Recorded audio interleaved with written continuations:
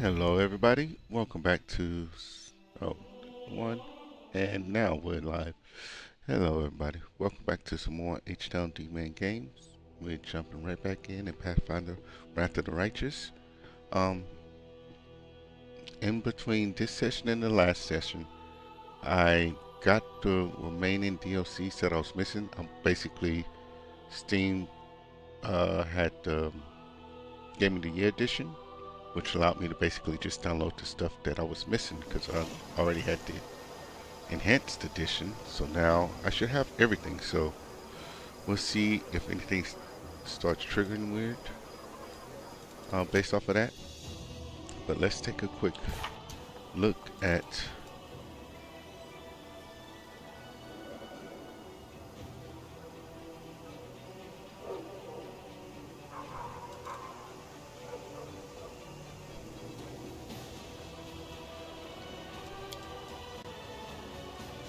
The power that has awakened within the commander's soul is having a peculiar effect on him. It seems to be making him more and more like an Azada, a whimsical creature from the plane of Elysium. But to follow this path to its end, to become the genuine embodiment of freedom and kindness, this new power is not enough. It cannot change the commander. The commander must do that himself. An Azada cannot be too evil or too lawful in their actions. If the commander follows his heart when making choices, he can change who he is and make his little dragon friend happy. so I can't be lawful or evil. So either neutral chaotic, good neutral, or good chaotic. That's what I'm getting from that.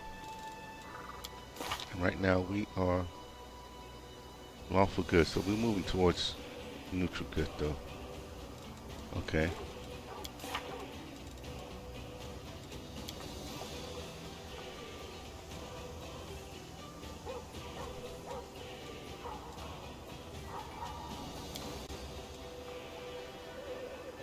Your dragon companion claims that your good friends are waiting for you on a ridge not far from Drezen. Who are they and what do they want from you? Okay. Domestic quest.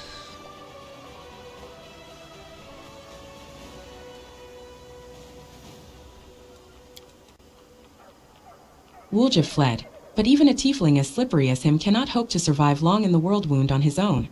Perhaps the commander will see Wuljif again before he has time to miss his endless stream of inane chatter.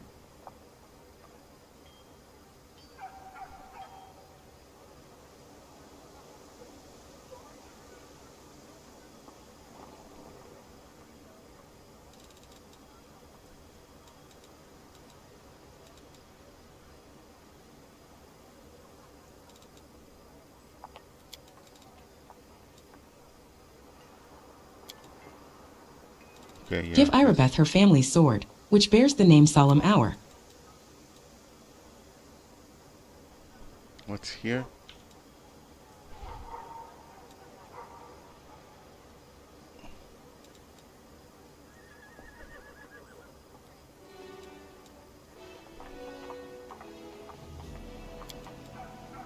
The war cannot be won from behind Drezen's walls. In order to pose a serious threat to the world wound, the Crusaders must go on the offensive, expanding the territory under their control and driving the demons westward. Only once it has liberated significant swathes of land will the army no longer need to fear sudden attacks on its headquarters. If armed soldiers are the teeth and claws of any fighting force, then logistics are the muscles. If a military leader fails to develop their army's supply chains, the army strikes will have little impact. Fragments of the past sometimes fall into the Crusaders' hands, artifacts both sacred and profane that possess great power. By gathering experienced craftsmen in Drezen, the commander can see these ancient treasures transformed into truly powerful objects. Okay. The more forces the commander controls, the more challenging it is to manage them alone. To ensure appropriate strategic leadership of the armies, the commander must form a staff council.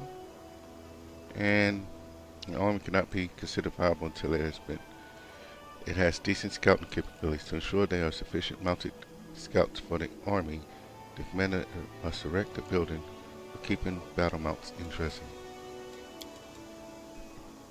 That's Wuljif's thing. Have we seen that one? Okay.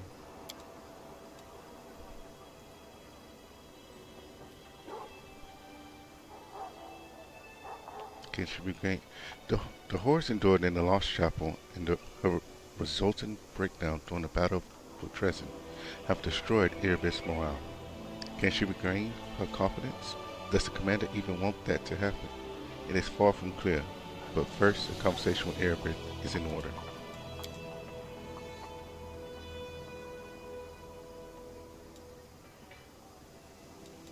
Given their lack of experience in dragon hunting, it is unlikely that the Crusaders will meet with much success in their attempt to track down and kill such a cunning adult specimen. However, Erebus claims that a reputable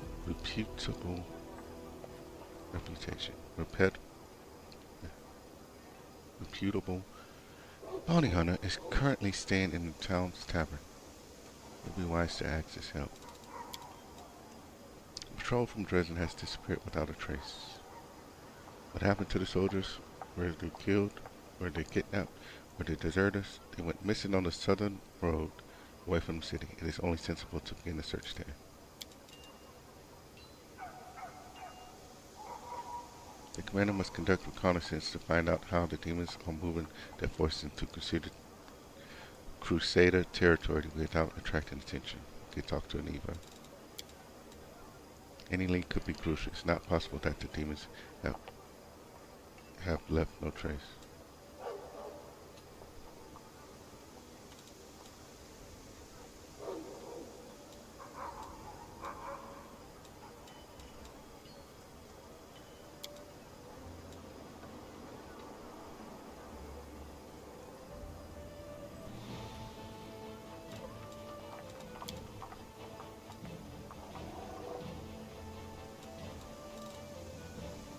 Okay. I think that's a good enough recap.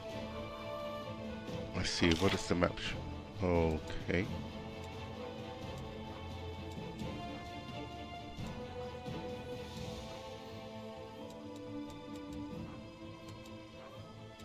Guess we're gonna walk around the town to see what we can scare up to.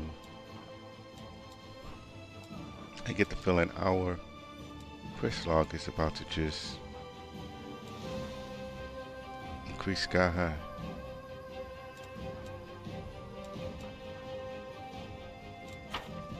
Okay.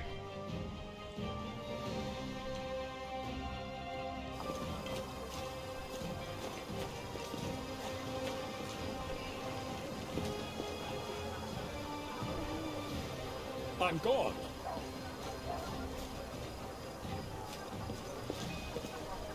Let's see. There's nothing else up here.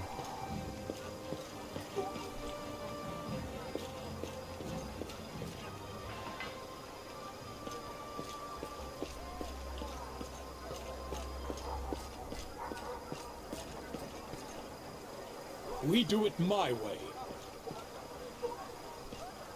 Okay.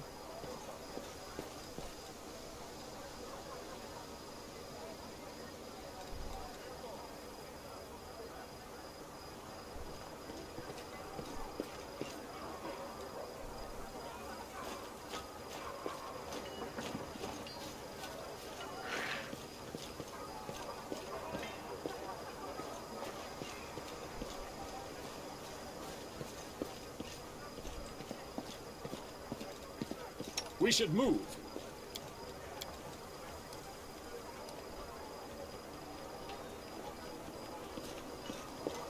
Okay, that's what I need to do to make sure they all Follow move with if me. you dare. I was just thinking about it while I'm doing all that. If I go too far and try to like go into someplace, if I'm gonna have to wait for them, so might as well start bringing them with us.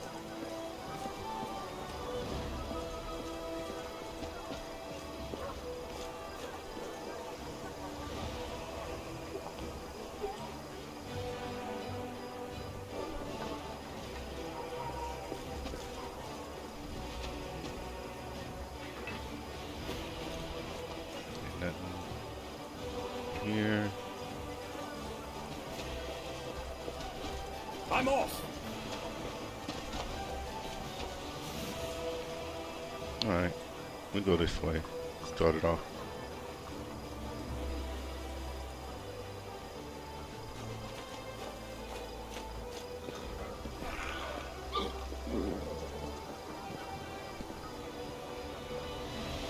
Nobody wants to talk, it looks like.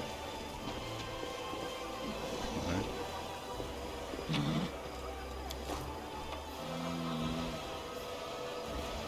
Destroy trader.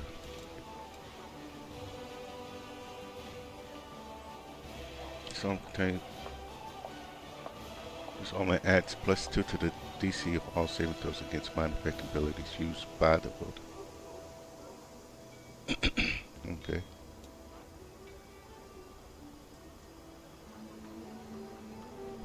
Hmm.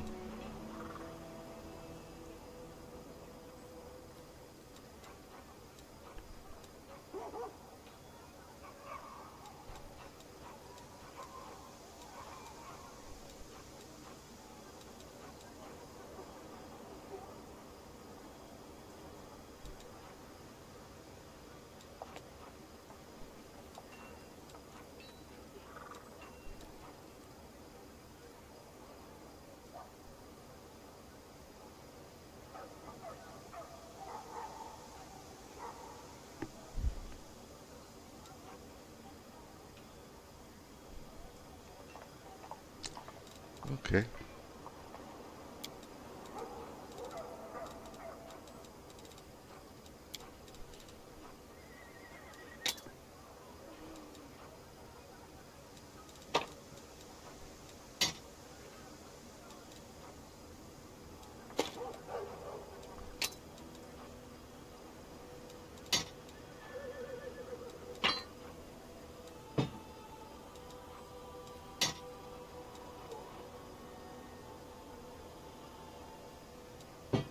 Let's go ahead and sell off some of this stuff.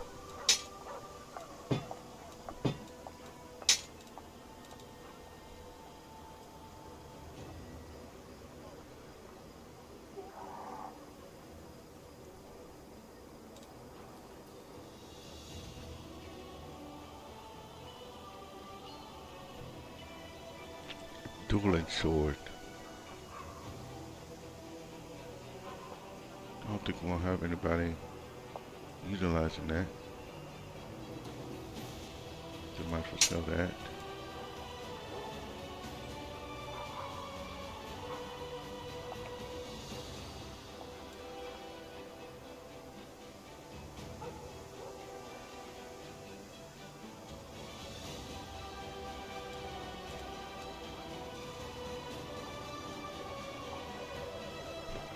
Comma.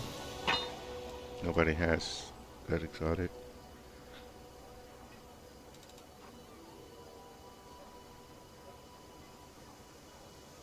Okay.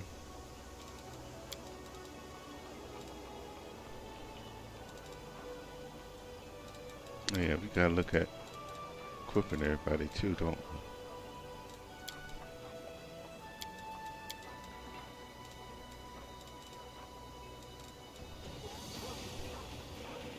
Okay, let's sell all that stuff.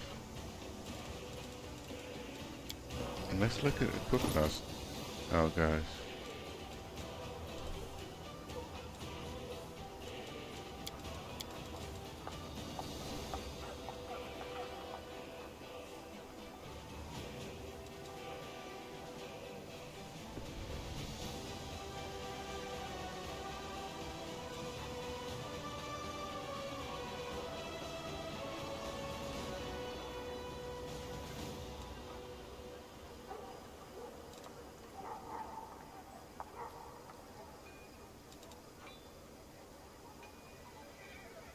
Oh yeah, we got, so we get, that can go there.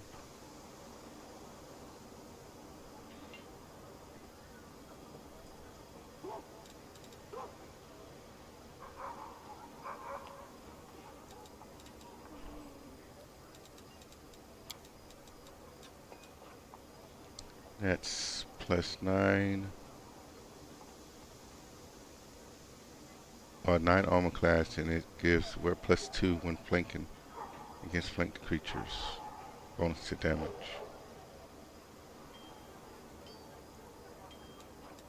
Okay.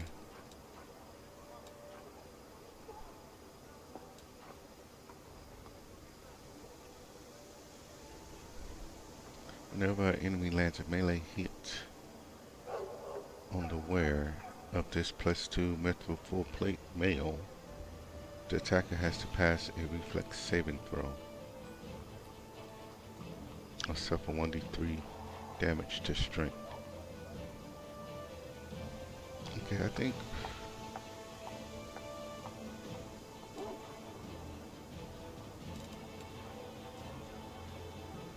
yeah, let's go to this one.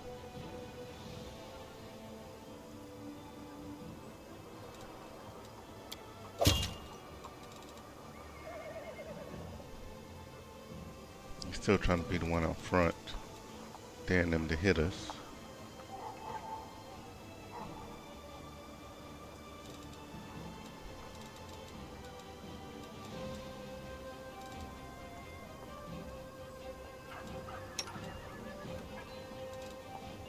Nothing there.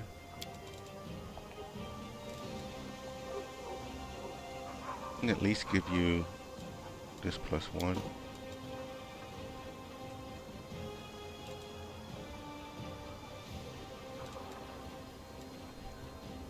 +1 ring. Oh, you can't equip wings, okay. Necklaces though.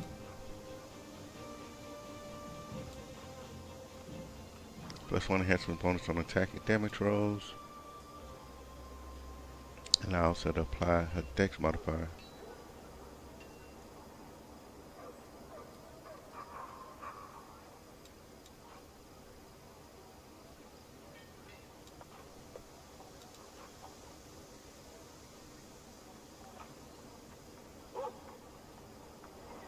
We don't want to do dex.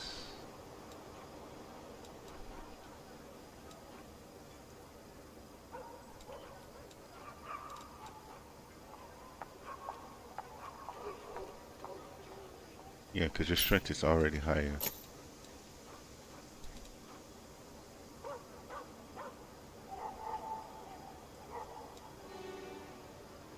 Okay.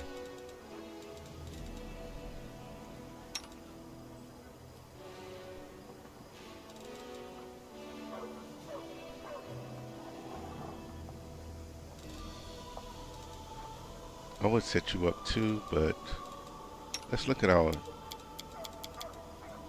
people that we're mainly using first. Okay. Physical might for strength and con. You don't need wisdom. You have the hat for bonus against undead, which she's a paladin, so she's already getting a bonus against undead, so why am I?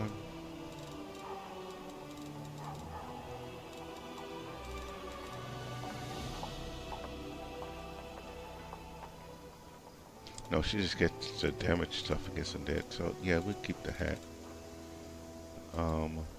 Necklace, you got a natural armor necklace, so you keep that. We are level 9, so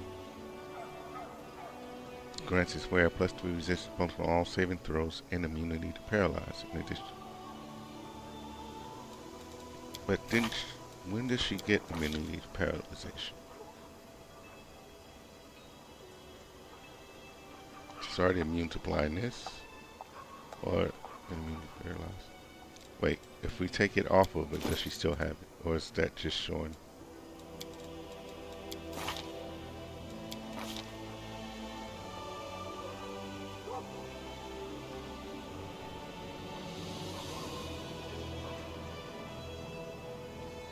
Okay.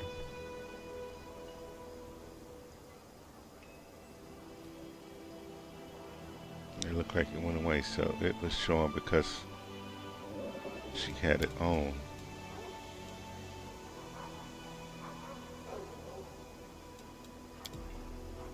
But doesn't she get immunity to that stuff?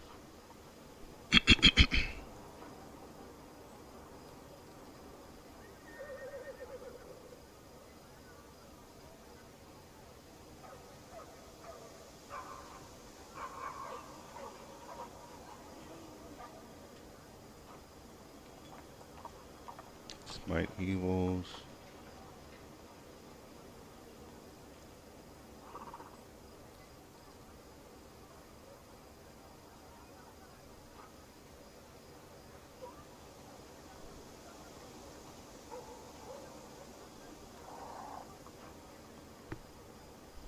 Okay. Immune to charm spells.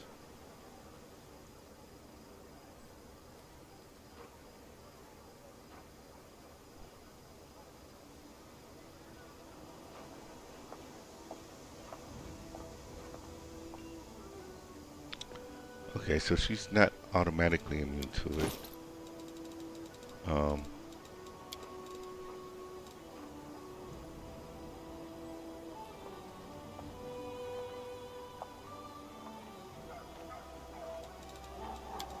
what cloak do we have?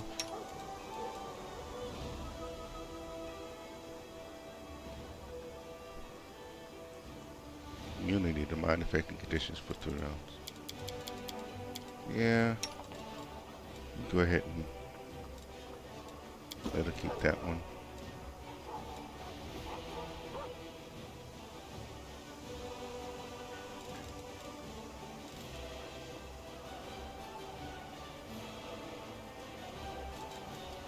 Yeah. Just trying to think, is that a good one for her? But we have +2 ring.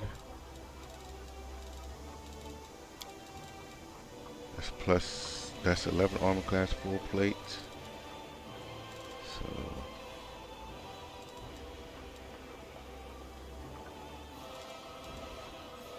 you got radiance, that's a +2. Along with the divine protector. Okay, so she pretty well set up so far. Some stuff that we got. Mass intelligence, which fits her proc just right.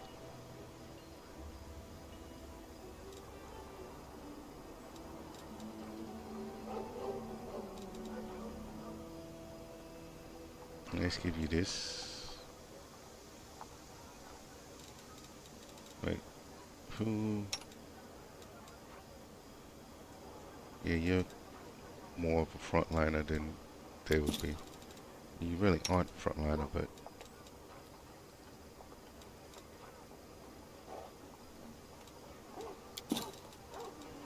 then we still got a strength.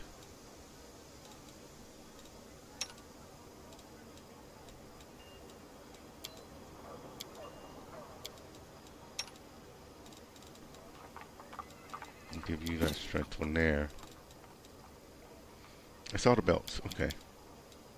I am kinda interested in unarmed attacks. Is spell casting classified as unarmed? I don't think so. Okay. Rage effect? No, thanks.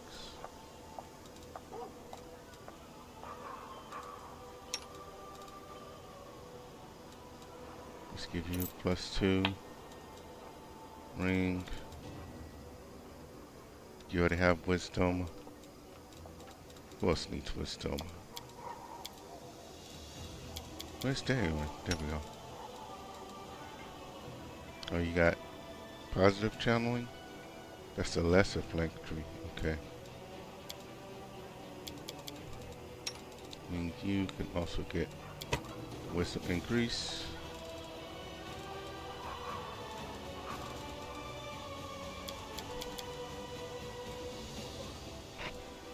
I know I'm kind of all over the place.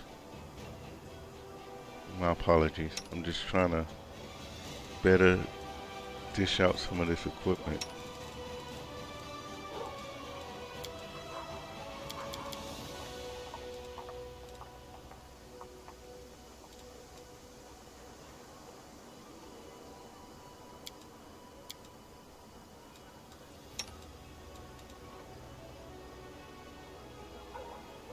Grants aware +2 compulsion. and against the saving throw against compulsion and disease effects. So it's harder for them to catch disease, but let's give you that.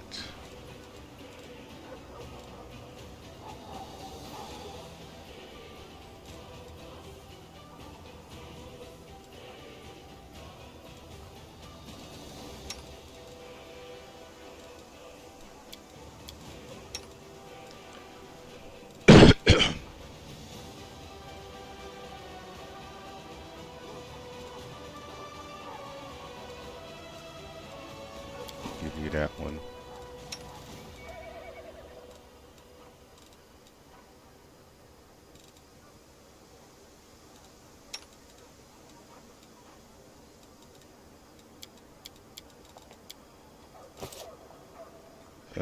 Sure. You got Mythic Abundant Casting. Let's go ahead and just knock those out. Last Stand. So it's harder for him to fall. Boundless Healing. So he can reach like Darren when he's healing. Stag Managed Witch. Okay. Greater Spell Focus Evocation. Hold person. Remove curse. Cure serious wounds. Okay. Another Hell Knight. Skills the same. Piranha Strike. Is his thing classified as light?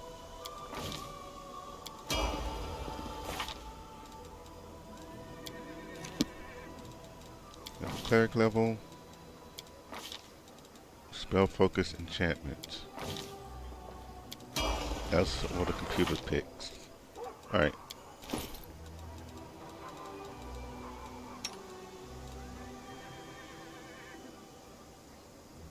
It doesn't have the light property to it. What? I don't know why the computer is selecting some of the stuff it's selecting, but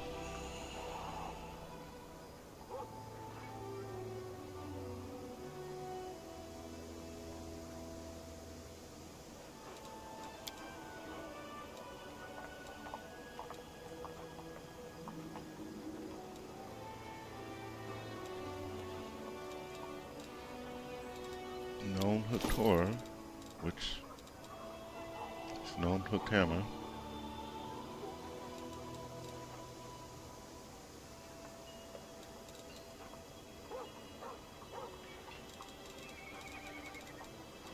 Let's look. Yeah, you're adamantine, so that's good.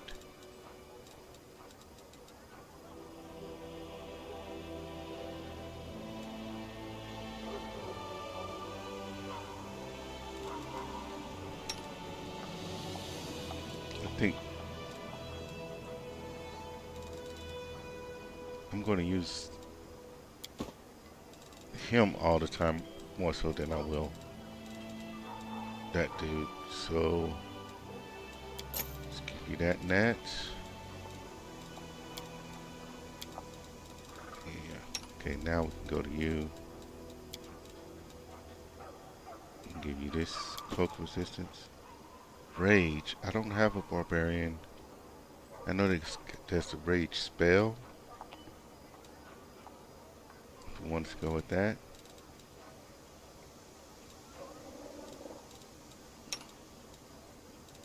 Let's give you a ring of protection.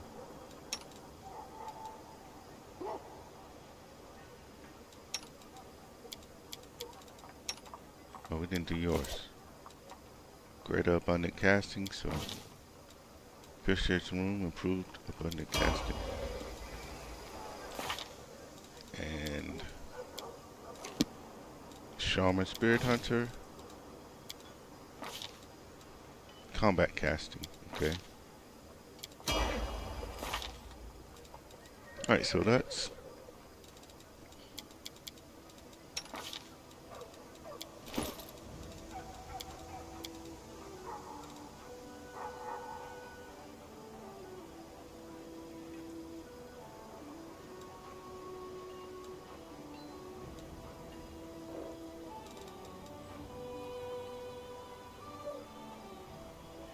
This buckler is better, and it gives another +2 when going against two-handed weapons. Okay.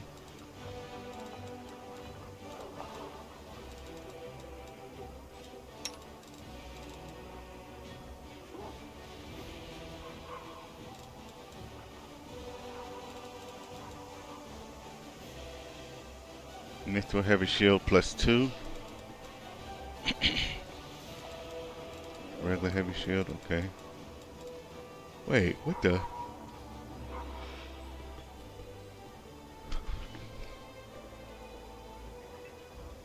Immaculate Petal.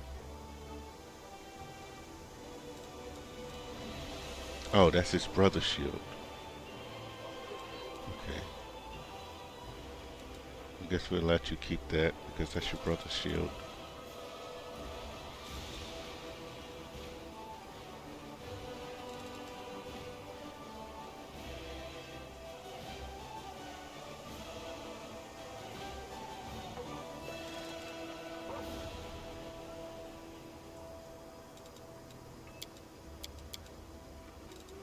Thinking that chainmail might be decent for her if we have her come up and do some fighting. But then, yeah, look at that. It should be dropping her max dexterity. So she won't, like right now her armor class is 27. Oh, it actually still go up to 29.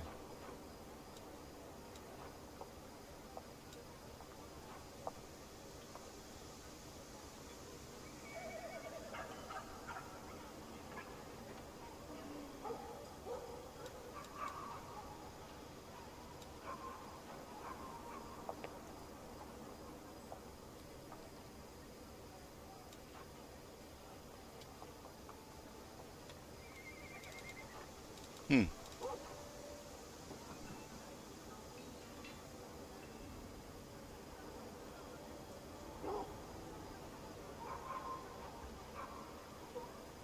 Has a harder chance of getting her spells out. Oh yeah, it's medium versus light.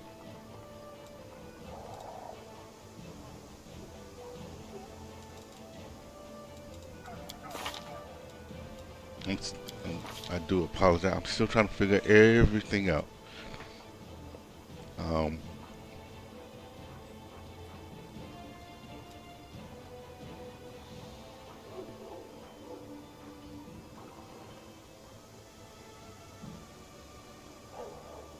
but she is not. Oh, she is arcane caster. She's got level 5 now. Okay, let's give me some righteous might.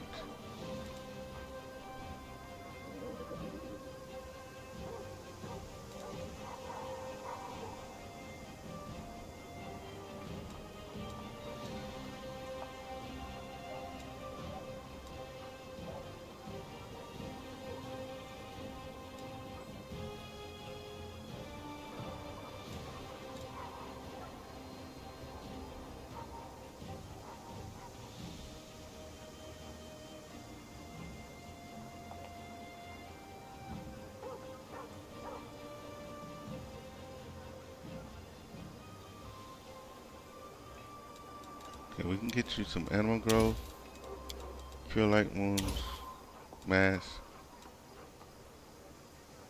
break enchantments. I think it's gonna be nice to have in the background. So let's get 2 of those, and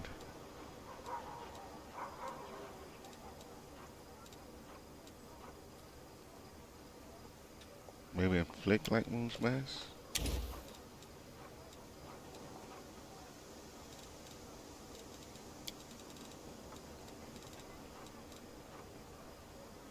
False life greater. Um,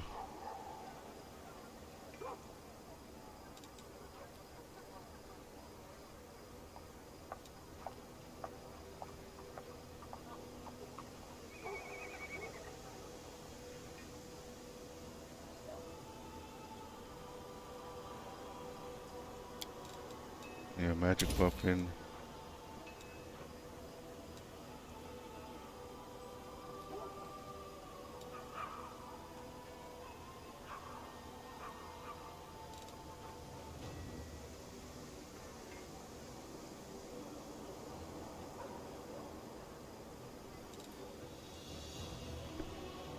I don't know what some of these are.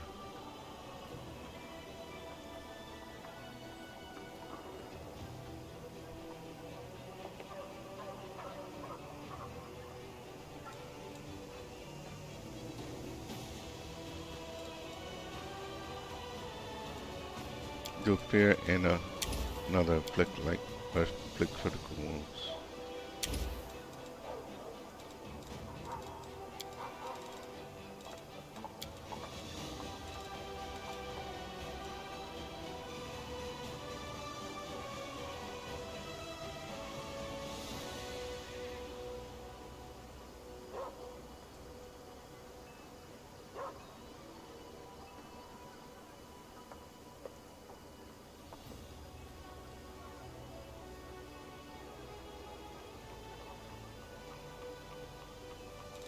No, remove paralysis. Let's get one of those for emergency. Alright.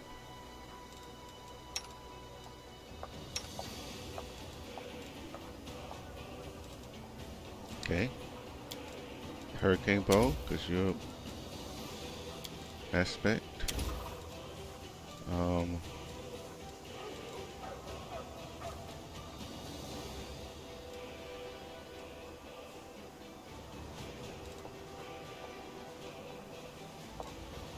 Long Strider.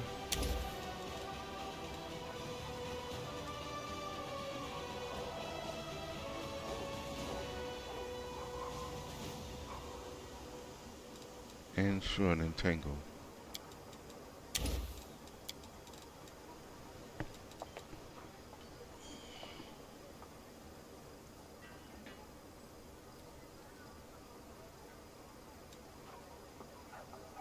Okay, we can give you bark skin.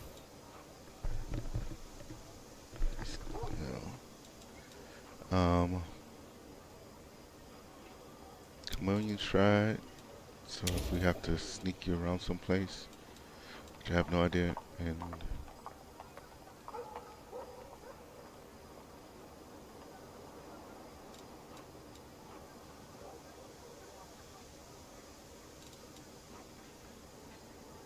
we do catch grace.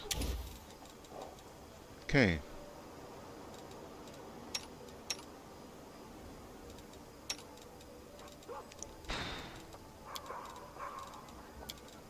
Let's see, what do we got here?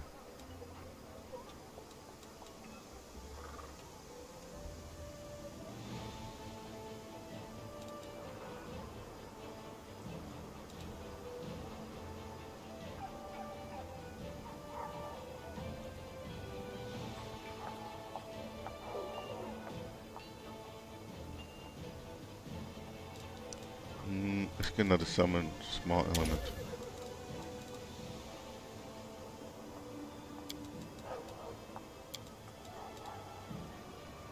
Oh.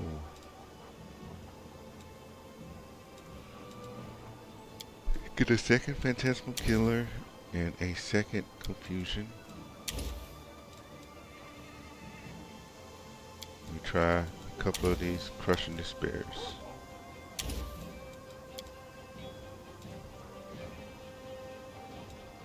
Do we not have anything else for you to use?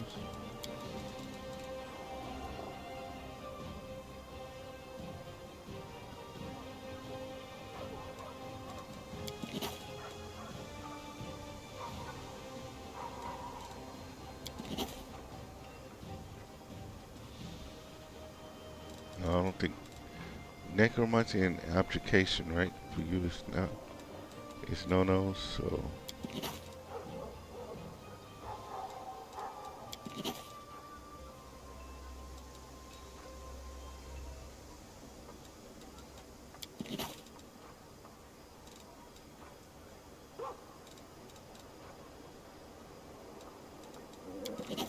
I mean, she can copy into a spellbook, but she it's harder for her to use them, so that's why not even copy them over.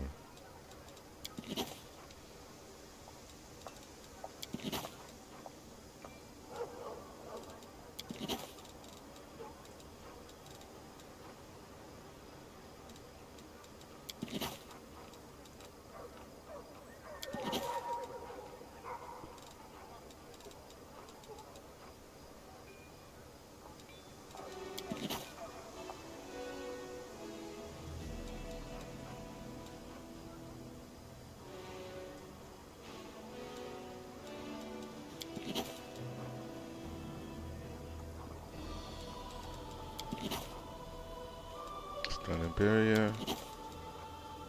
Oh, stunning barrier is application. Why'd I do that? I wasn't thinking. I was just trying to follow the check marks then.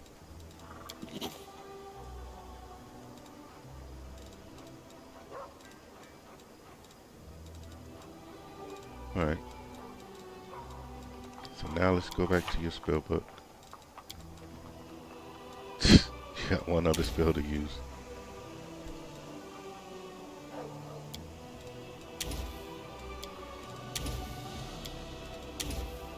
And then we'll just get the rest of these cone and cold. See what that's like.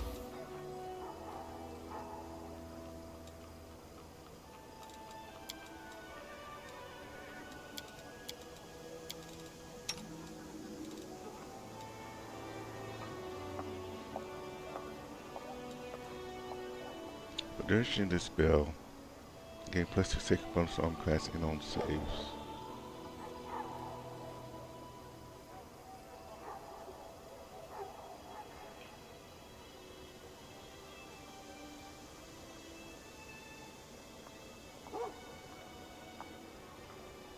Okay.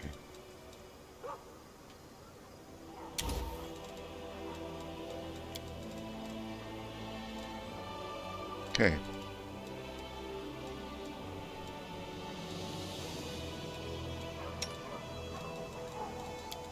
I think we quickly just did a quick boil down on, oh no.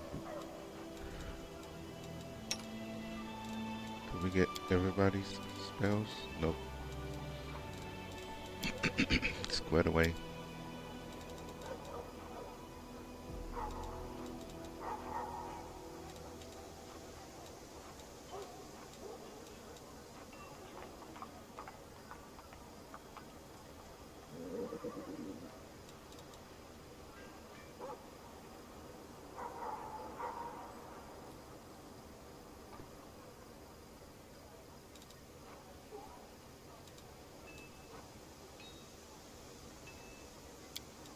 Get one of those.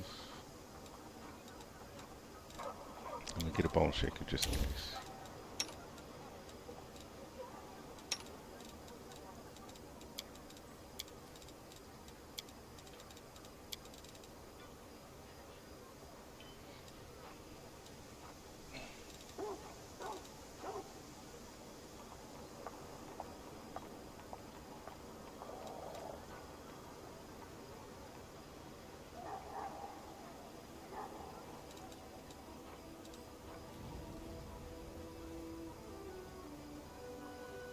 Yeah, we try some Serenity.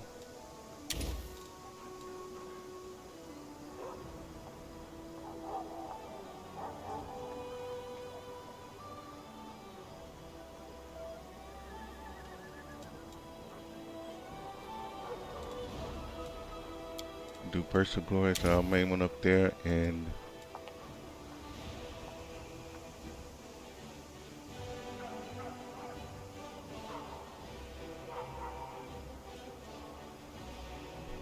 this is for yourself.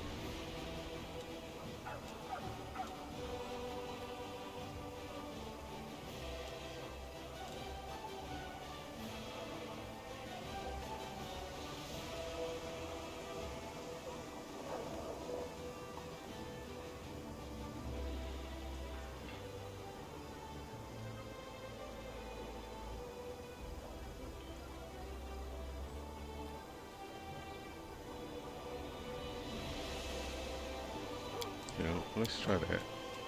I don't know exactly what it all is going to do. I've not really delved that deep into the spells in this system.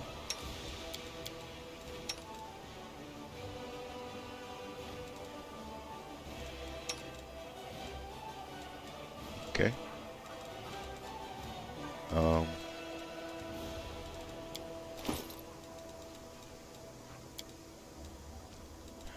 shoot.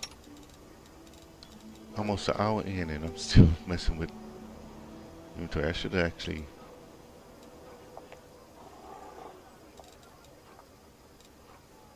do some of this stuff off screen. You know what? Let's,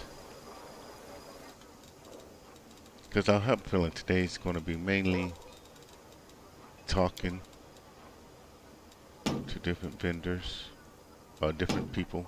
Right now we're talking to a vendor. And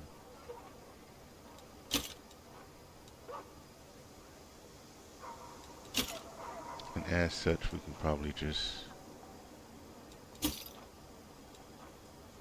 can save the rearranging of equipment for off-screen actions.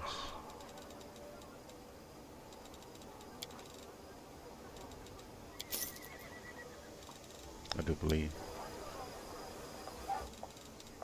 But okay, so you can't talk to him about anything else outside of just selling stuff to him. It's just arcane loot. Okay. Done the same thing. You only sell to some of these people look like.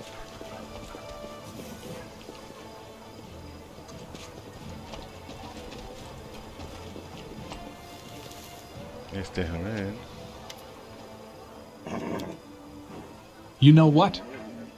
Daran asks, not bothering to greet you properly. I've noticed a certain cyclical pattern in my life ever since I met you. First, something happens that leaves me positively intrigued.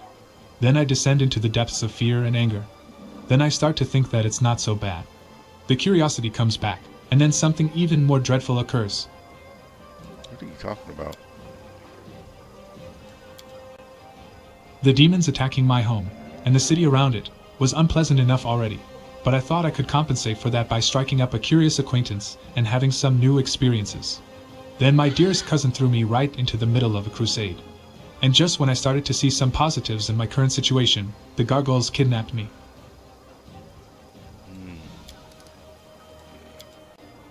The slaughter in Drezen following my triumphant rescue effectively put out every spark of optimism that I had managed to gather. Now the city is in our hands again, and it's getting more and more tolerable to stay here. I feel surprisingly good, and I'm even beginning to find the city rather enjoyable. This brings one very reasonable question to my mind. What is the next outrageous and dangerous mess you're going to pull me into?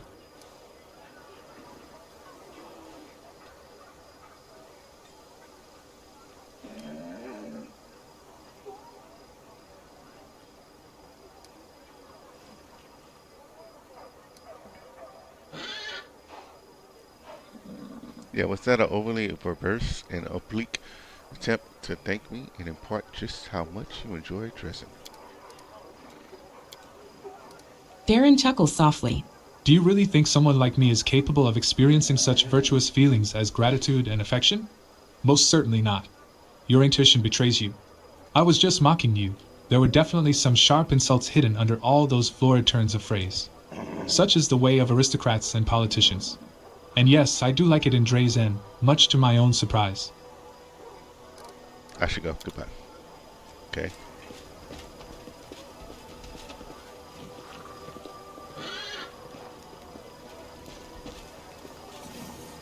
There's Camilla.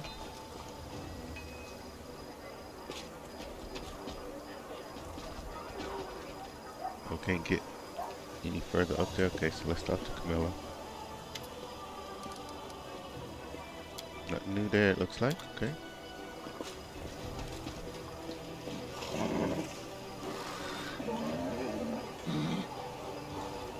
It's in this house. Let's take a look.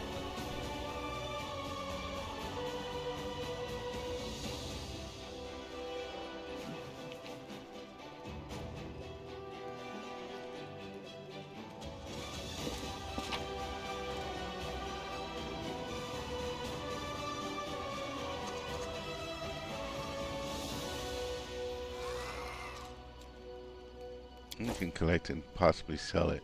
We've already read that one.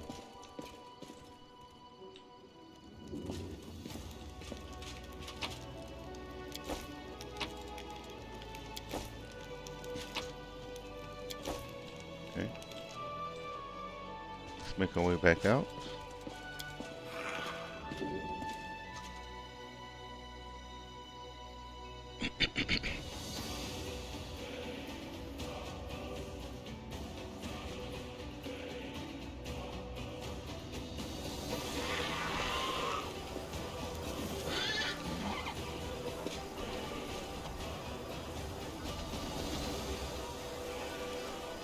Can't get up there, okay.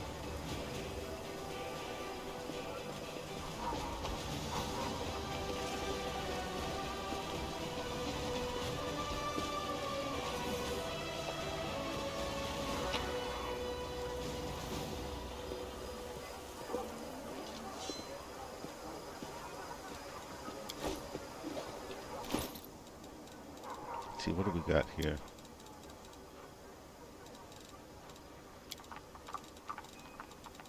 Date from newest to oldest.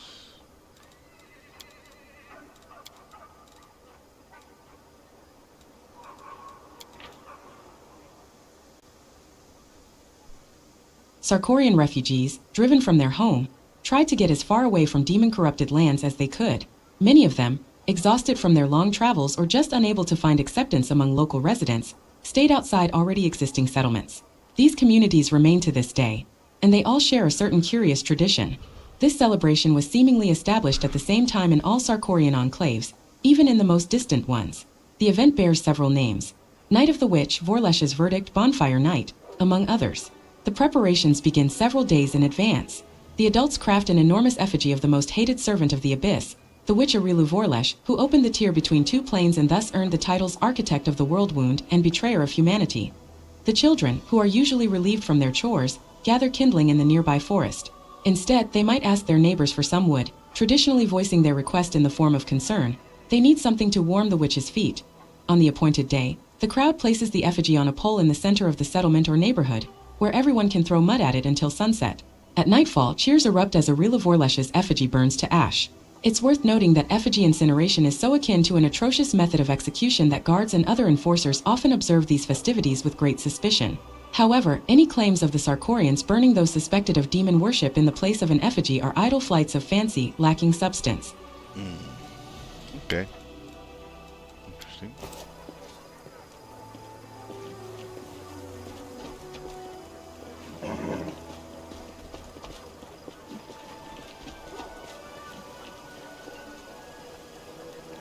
We got exotic weapons provided here, which I don't think we have anybody equipped to be using any exotics, so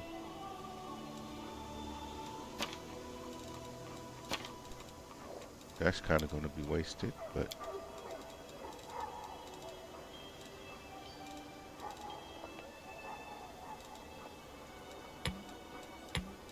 you take my wine.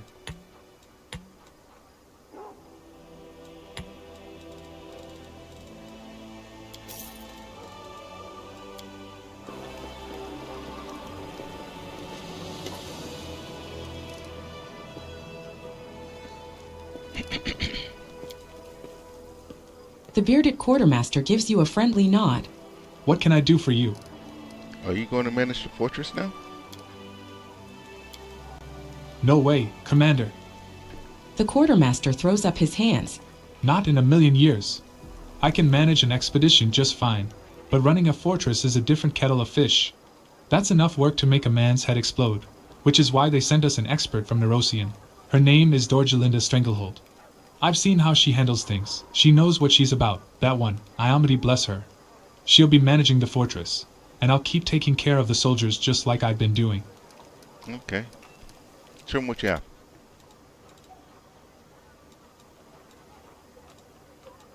Everything's still the same, huh?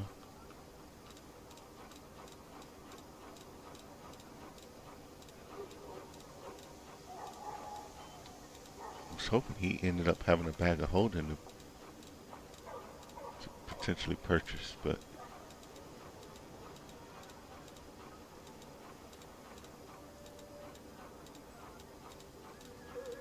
Doesn't look like it. Oh, there we go. 25K.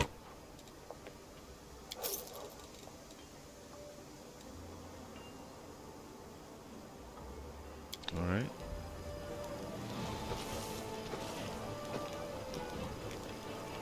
Let's see what this blacksmith up here is about. It's regular cold work stuff. Okay.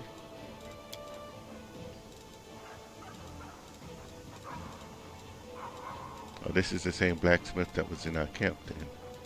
So it looks like. Still holding on to all the stuff I sold him. Okay.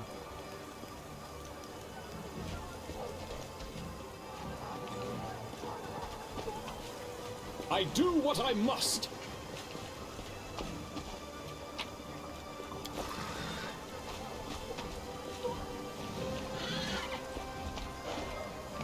I'm gone.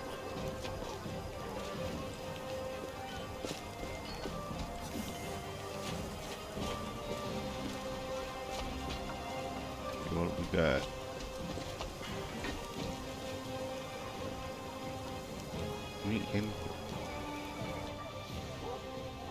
Reinvigorate the land.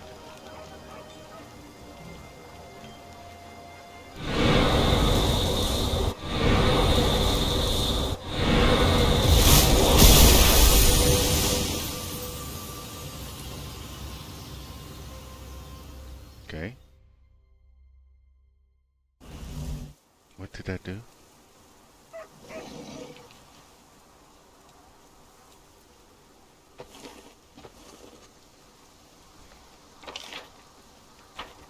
Okay. Oh, it's just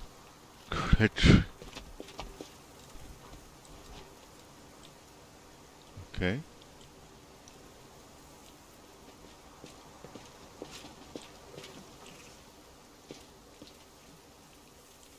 I don't know what all that was about now.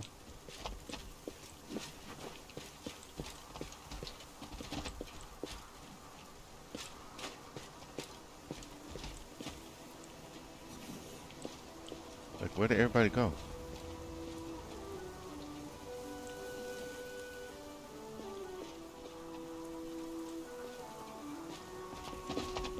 Oh, they still here. Okay. So I didn't go to like another dimension, pocket dimension or anything.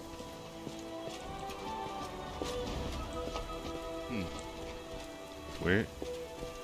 Okay.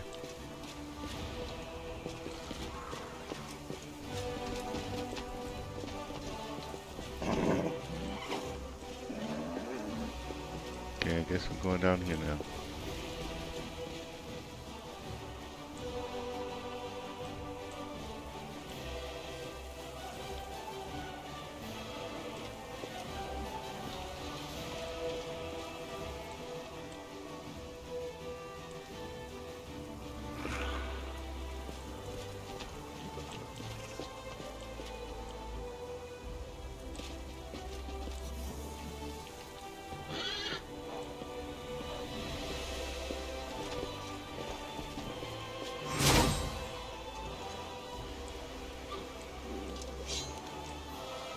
There now. Let's see what this is. Half Measure Tavern. Let's go in there first, and then when we come out, we'll talk to more.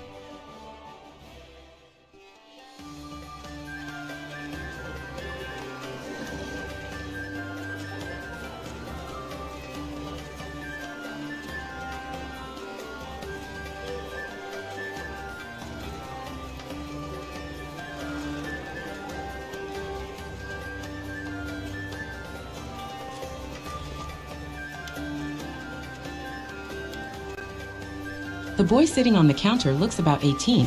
He salutes you with dignity, though his eyes scarcely rise from the tavern's ledger. The Knight Commander at my establishment. What an honor!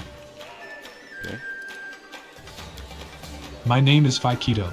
I'm the owner of the Half Measure. How should I address you?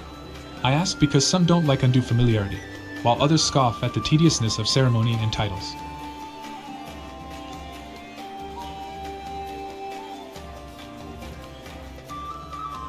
Yeah, we do that. You can call me the armor. armadillo for all I care. Your commanderness, are you sure? I'm gonna remember that, you know. Fi smiles mischievously. Actually, no, just call me by my name. Deal. I know your name, of course. Who in Drezen doesn't?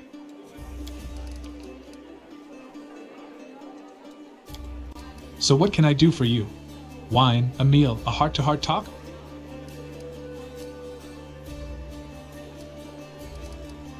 How is it that such a young lad owns a tavern? Before the siege of Drezen, the half-measure belonged to a distant relative. I won't bore you with the details of how his family died. Just 3 words, demon worshippers and sacrifice should be enough. Okay. Actually 4, but okay. Now that the city has been liberated, the authorities and Iomedes Church will be returning what remains to the lawful heirs of the deceased. They take these things seriously in Mendev.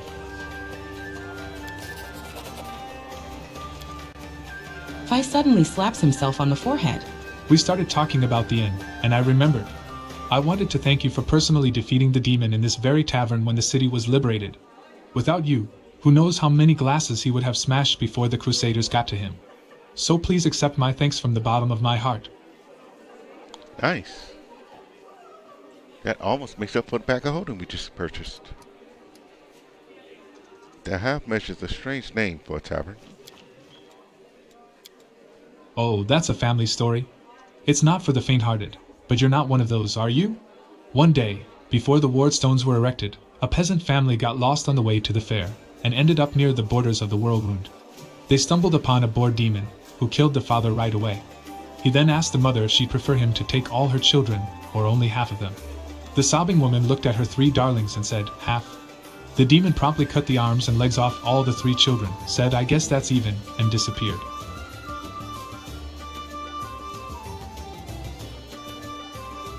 Morbid. People across Drezen heard this story, after the family found shelter at the local temple of Iomedes.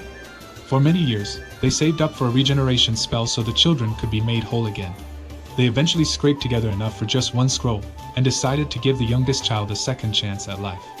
He soon became the tavern's first owner, and called it the half measure in memory of his family and the terrible incident with the demon. He had a good life, for a time. Got himself married, and always planned to help his brother and sister, though he never got a proper chance. When the demons had Drezen surrounded, the poor cripples tried to run for their lives, but they died on the spot. The brother and his wife died a little later, at the hands of deserters. There were rumors that the same demon that butchered the family came to Drezen and made a den of the half measure. If that's true, I guess he got what he deserved when you freed the city. That's the story. Why do Fi you like shrugs sitting? pensively. Why do you like sitting on the counter? 2 reasons. Fi says seriously. Drezen isn't the biggest city, but it still has a few taverns and pubs. To compete with the others, I need people to remember my establishment, and myself. That's the first reason. A tavern keeper who sits on the counter definitely sticks out from the others who prefer to stand behind their bars, all dignified. Believe me, you're not the first one to ask. Sooner or later every customer does. Okay. The second reason is the place's atmosphere. People should feel relaxed here. Life near the Whirlwind is hard enough. Folks don't go to taverns looking to cause each other more trouble. So I allow certain liberties, myself included. I'm even thinking of hosting an invigorating brawl here on the 5th of every month. I'll let my favorite customers break glasses and swing on the chandelier. You sure about that? Chandelier repair costs can get kind of high. What's the feeling here in the city? I can only tell you about my customers. They're mostly working folks, the ones who are rebuilding what's been destroyed, along with soldiers and some merchants. Overall, spirits are high as they can be in Mendev, nation of rattling sabers and fluttering banners. Everyone loves it when the demons get their horns, tails, and other parts handed to them. They've already forgotten that we nearly lost Canabres. War is like that. People live for one day, and that day is tomorrow, not yesterday. Okay. You've been a source of joy and inspiration for everyone as well. Just a simple guy, an ordinary human, not an elf with the wisdom of the ages, not an Aasimar blessed by heaven, And yet you defeated the demons and thumbed your nose at the Queen's knights. That's the kind of story people love.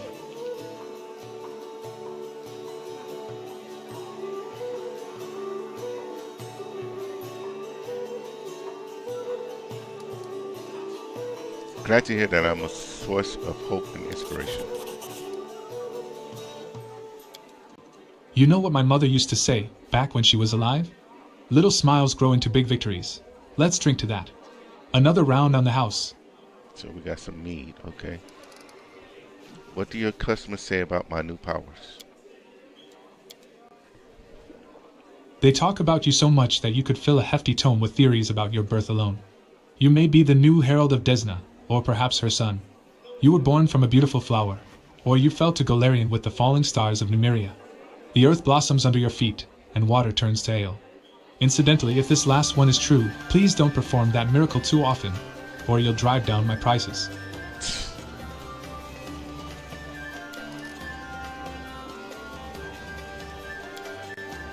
Forgive me, but your little dragon has caused a stir among the townsfolk. She pokes her nose in everywhere. I recently found her in a pickle barrel, and she scolded me for keeping yucky things in the basement instead of goodies. But I don't mind. Small and relatively harmless dragons do attract customers, and they cause a not excessive amount of damage. Okay. Let me see what you have to offer. Whoa. I was expecting just food and stuff.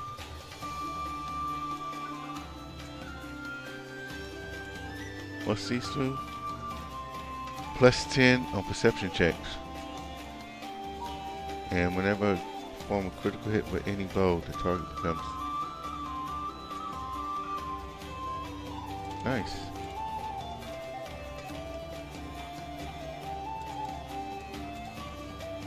Get a bunch of potions.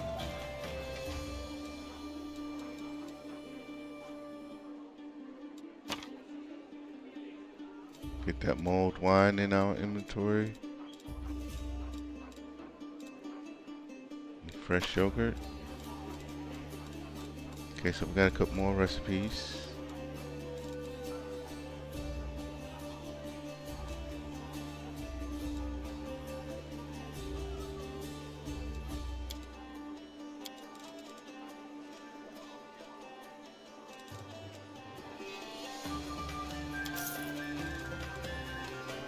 Alright. Let's see if we can find anything. Not so. Oh, Jubilis, North Runkle. Other goods.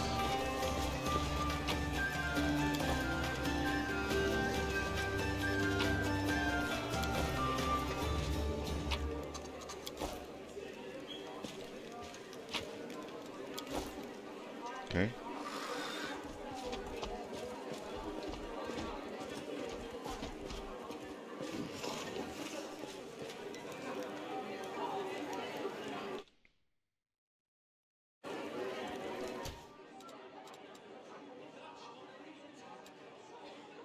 Okay, let's talk to Great War. How can I help you? Oh, okay. This is one that requests. Before you stands a dwarf. He has stern, rugged features and looks to be well armed. He fills his pipe with tobacco from Garand, lights it, and blows out a cloud of smoke. Finally, he addresses you in a deep, dignified voice. How can I help you?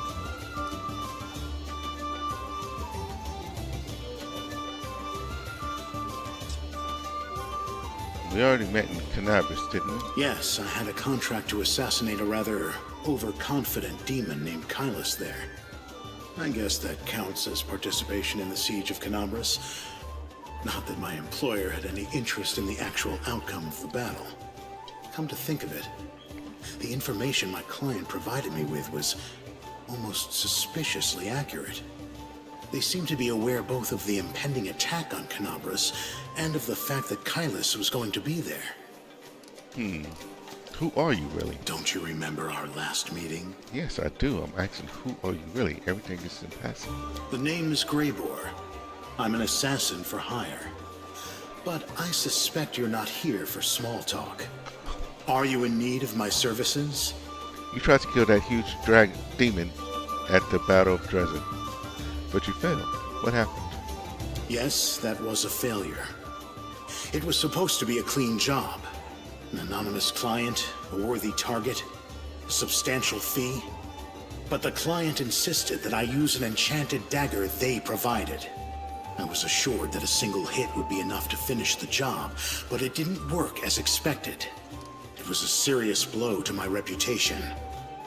And my reputation is everything to me. Okay. I want to hire you for a dragon hunt. A large adult female? The one that's been snatching people and carrying them off? I've heard about her. That's an impressive target. I can take this job, but only if we do it soon. I'm expecting a new assignment from my regular client, and I'll have to leave as soon as I have the orders. And of course, you should know that this dragon will not come cheaply. 2,500 gold, paid in advance. How about a small discount? Let's think this through. Are there lots of assassins in this town who have the valuable experience of subduing dragons and are willing to work for you? Will I lose any profit by protracted haggling? Will you? Is there any chance that someone less competent than I am will be able to locate your target as efficiently as I would?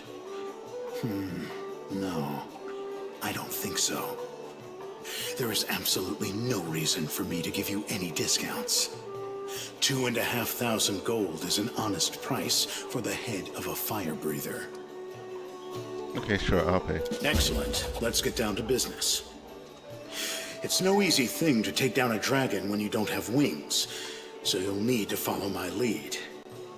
The best thing would be to catch her by surprise in her lair, but we need to find it first. Of course, since she doesn't leave tracks, that might be tricky, but I think I have a solution. We need to go west of Drezen, to the Grimwood Forest. Okay. The dragon's been seen there often. According to the scouts, this is likely because there's still some wild game left in those parts. We'll set up an ambush there. I hope I can rely on your honesty. I understand that on our way to the dragon, there may be other fights or places we need to visit for various reasons. That's to be expected. However, should I see that you are deliberately delaying the contract, or that you're dragging me off to assault some demon citadel instead of going after the dragon, we will have to revise the terms of our agreement. Okay.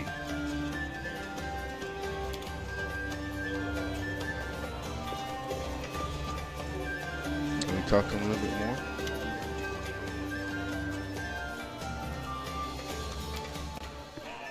Greyboar nods to you politely. As always, wisps of sweet smoke rise from his pipe. Can I help you, Commander? Have you ever hunted dragons before? A couple of times. They were younger and smaller than this one, but I do have some experience. The important thing is to force the dragon to fight on our terms. Our best option would be to catch her by surprise in her own lair, but we need to track her down first. Oh, let's repeat.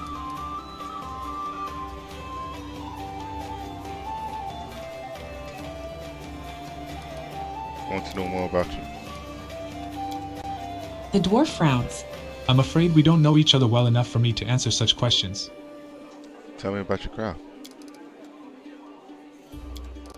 The dwarf gives you a slight smile. Professionals don't reveal their secrets. Alright, we can stop there. Whatever you say. Personally, I'm not one for talking. Just remember you hired me exclusively to hunt this dragon. If you're planning on going further west into demon-occupied territory, that will not be covered under our contract. Okay.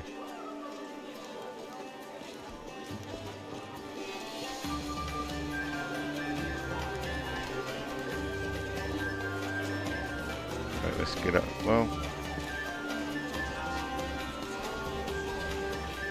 let's take a look. What is level 9? You dual wielding? Yep.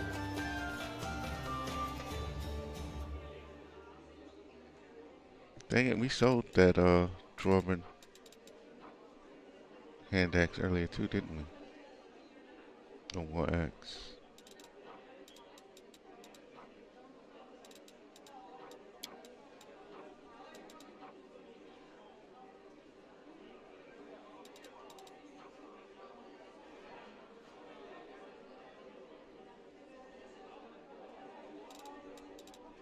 Hmm.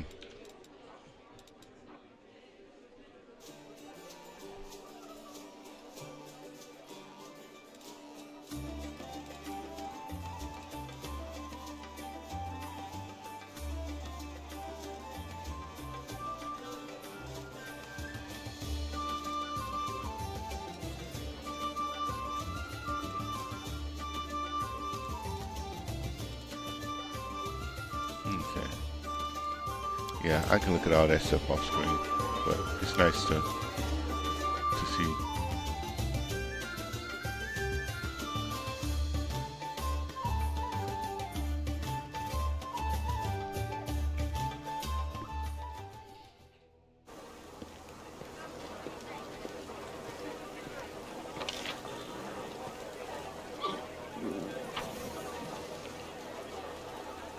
Yeah, forward.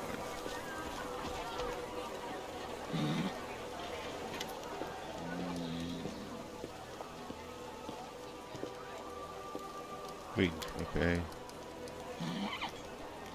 Nothing new from you, okay. We go inside the jewelry artisan.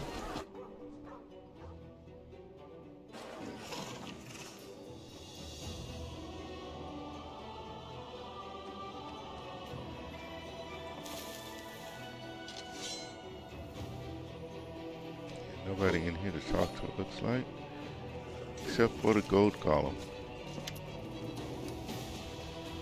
Welcome to the shop of Doric Sunhammer. The finest jewelry in all of Mendel. True artistry. Crafted by the master himself and his apprentices. Take a look. Show me your wares, Gollum.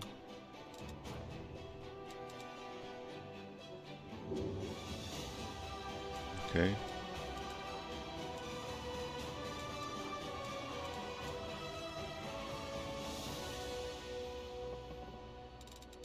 Okay.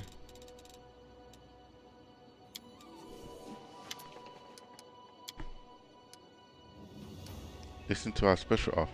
Alright, what's the offer? Don't leave without making a purchase, or even two. Pieces brought at the shop of Master Jewelry Doric Sunhammer will please even the most discerning eye. The colors of the dawn, the delicate curve of a rosebud, they are fleeting. Our jewelry is eternal. Make beauty your constant companion.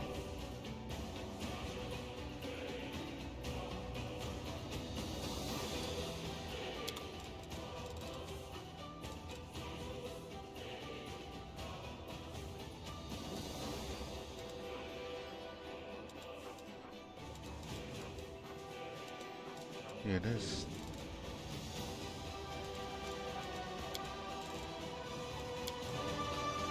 Let's see if we can do that again.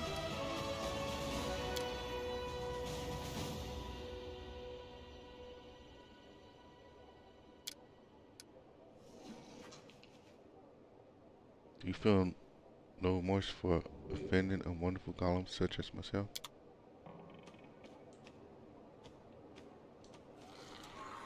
Keep trying to sell you like a true salesman.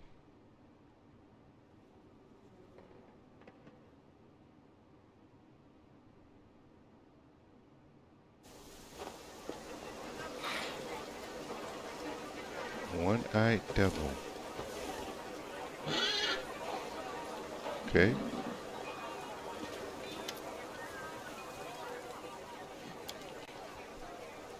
A short, chubby tiefling with a golden eye patch spits chewing tobacco between his feet, and takes another pinch from a tobacco box adorned with jewels.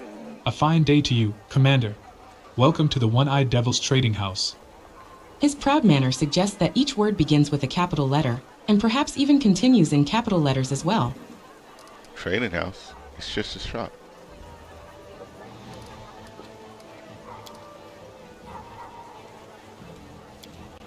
That depends. There was a time when I had nothing in my pockets but holes. But did I consider myself poor? No. I considered myself a rich man who was temporarily down on his luck. Optimism is important not only on the battlefield, Commander. You are the leader of a victorious army that will be chopping all the demons into mincemeat sooner or later. I am the owner of a trade empire, which, as you see, is only starting to grow. How did a tiefling end up on the side of the Crusaders? The answer is simple. The simplest thing there is, this is a good world, and I like living in it. Besides, it's the only one we've got. I'd love to know what's going on in the heads of the dimwits who are helping the demons destroy it. My best guess is that their horns grow inward, so there's no room for brains. I'm from Keliax. Tieflings don't surprise anyone there. And they don't like demons any more than we do here. And why should they? The gods went to all the trouble of creating this world. Even Lord Asmodeus and his devils helped with the construction. And now these freeloaders show up after all the hard work is done, just to gorge and break things. It doesn't matter who you pray to. If you want to live, it's your duty to help. Isn't that a risky name for a store? For creators? For crusaders?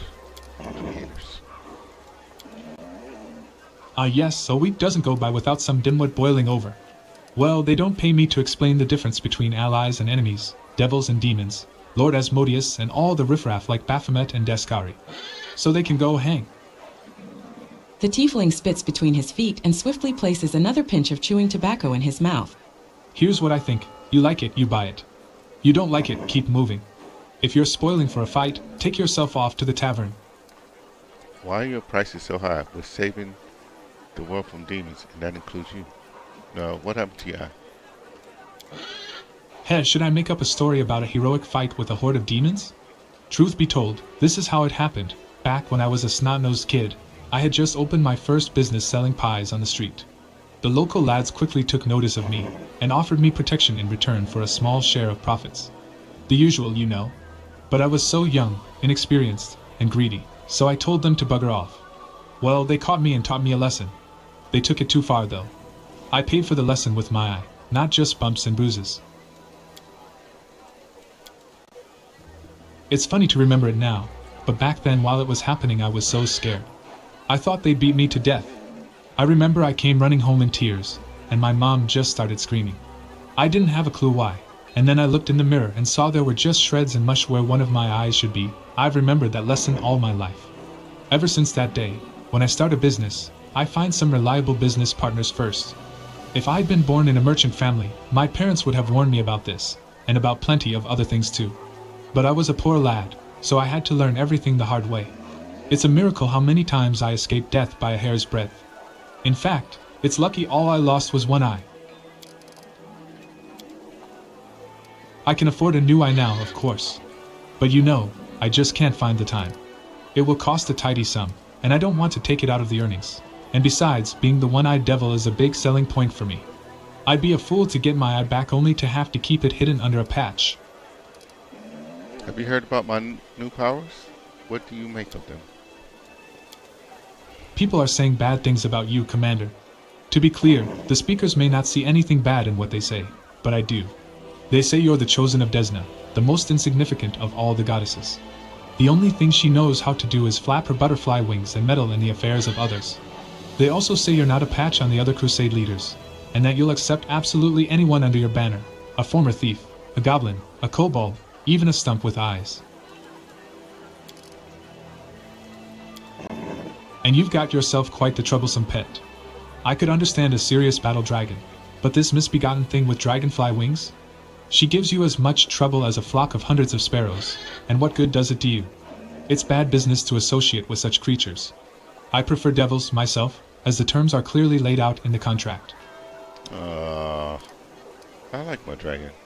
Okay, let's take a look at his work before we complain about his prices.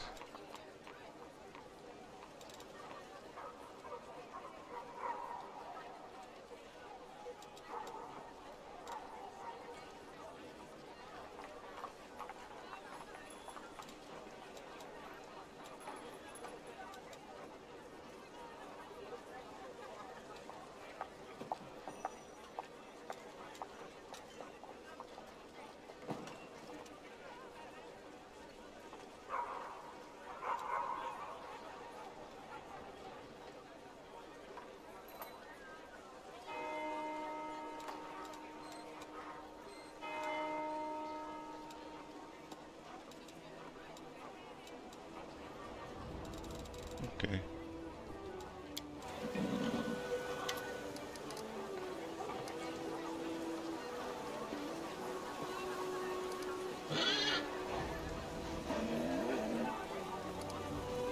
Why are your prices so high? We're having a world. We're saving the world from demons, and that includes you. That's some claim. Did you hear that, good people?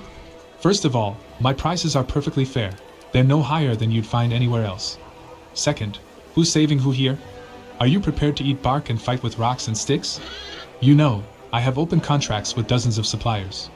I arrange deliveries and do whatever it takes to get you sharper weapons, better magical items, better food, and you're throwing the extra expense in my face? This is the thanks I get for honest work. You want to buy some nail clippings? Why not? Show me the money first, though.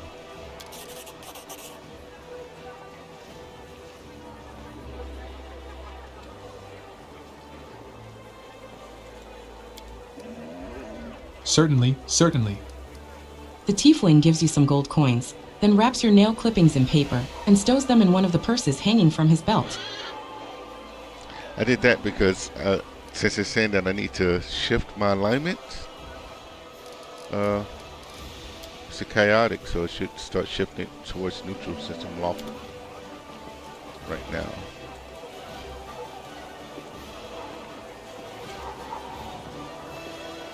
Alright, let's check out this inn rating. Okay. Yeah, so we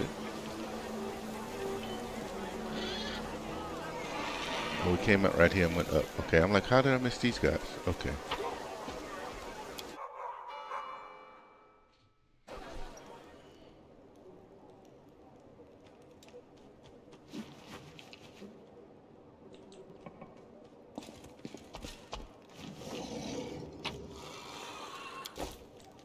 We do it my way.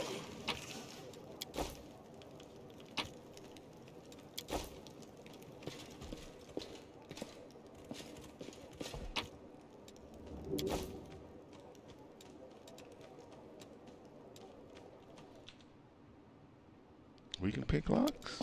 Nice.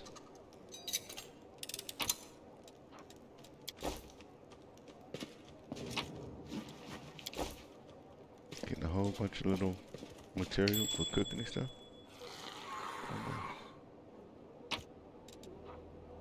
Elements of essence, alright.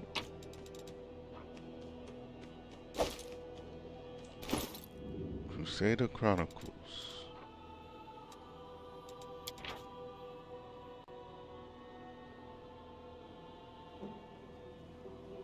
In the year 4606, the expanses of Sarkoris were tainted by the swollen abscess of colossal proportions that was the World Wound, a tier between Golarion and the Abyss that let thousands upon thousands of demons onto the material plane. In the long years that followed, the Kelots of Sarkoris either fled or fell outmatched, while fighting for their home. In the year 4622, the Church of Iomede announced the beginning of the First Crusade, a blessed war against the demons that had destroyed Sarkoris and now threatened neighboring lands. Valiant warriors led by Queen Galfrey herself pushed the abyssal servants away from their borders and returned home victorious. The year 4630 marked the end of the First Crusade. Numerous fortresses and garrisons were established in those years in former Sarkorian lands, the outposts duty-bound to watch over Mendev's borders. After 8 years in 4638, the World Wound suddenly expanded to 4 times its previous size, unleashing new monstrous hordes. The worst of the blows suffered by the Crusaders was the loss of Drezen, a fortress city that used to serve as a base for many a military operation. The Second Crusade was called, which claimed countless lives, yet never resulted in victory. Only with the creation of the Wardstones was the demon invasion stopped, as the loosened Iomede's magic stood as an impenetrable wall, blocking the invaders' path. In the year 4645, after 7 years of arduous and mirthless war, the Second Crusade came to an end. The Third Crusade was declared in 4665, but this time, the Crusaders were fighting a war within their own ranks as well. Over the years, many Abyss-serving cultists and spies had found their way past Mendavion defenses. The Third Crusade reached the apex of an inquisition that mercilessly purged heresy and demon worship by fire and sword.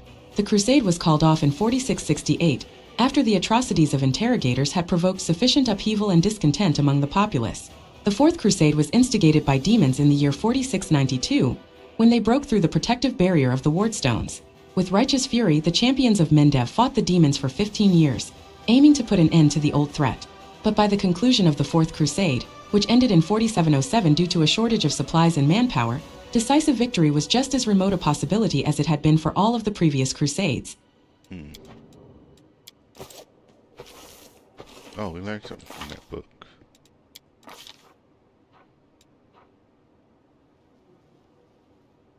Crusader Chronicles. Plus 10 hit points. Not bad. Not bad, not bad.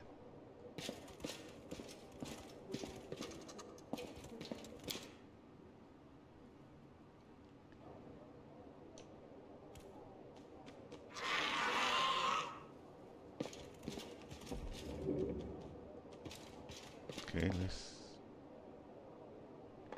Perception 23, DC.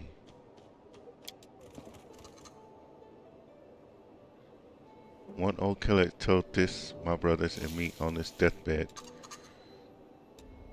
And then he died, and no one knows but us. I know this is their sacred forest. They prayed in the meadows of the spirits. Shamanic relics, you say? A big treasure. It sounds like a lie. Everything was collected, carried away, and buried in that cave. The scouts say a bear lives in those forests. A terrible one, and there must be magic guards in the cave. That's why we suggest you come with us. We'll split the treasure equally.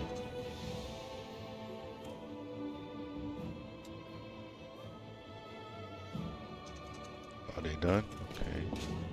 So, treasure, cave, bear.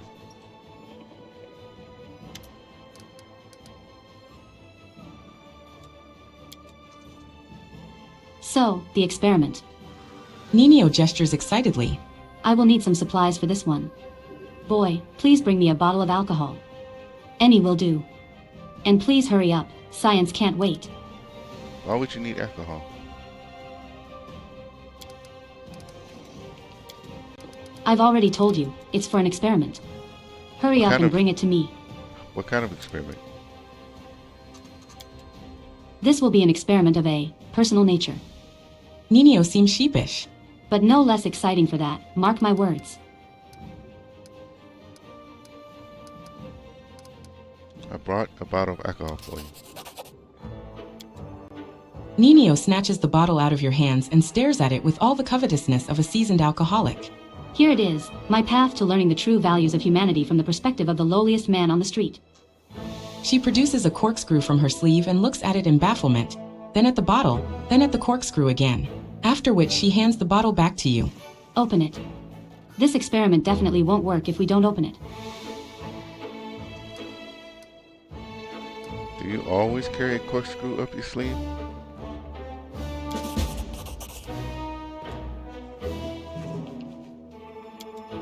Don't be preposterous. But I am always meticulous when it comes to preparing for my experiments. I plan for every eventuality. Nino sighs. All right, I admit it, that's not true. But I have truly prepared for this particular experiment. What is the experiment going to be about? I'm taking a huge risk with this experiment. I'm putting my reputation, my good name, and even my future on the line.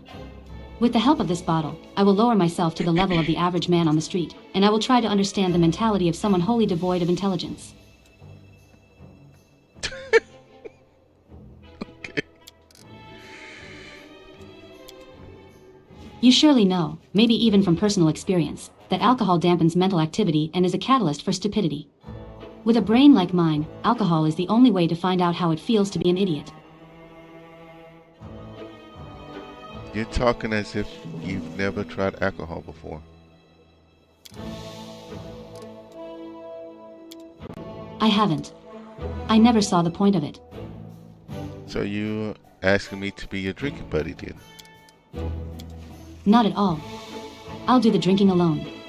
Your role in this experiment will include standing here and providing me with a visible reaction to my inevitable temporary degradation.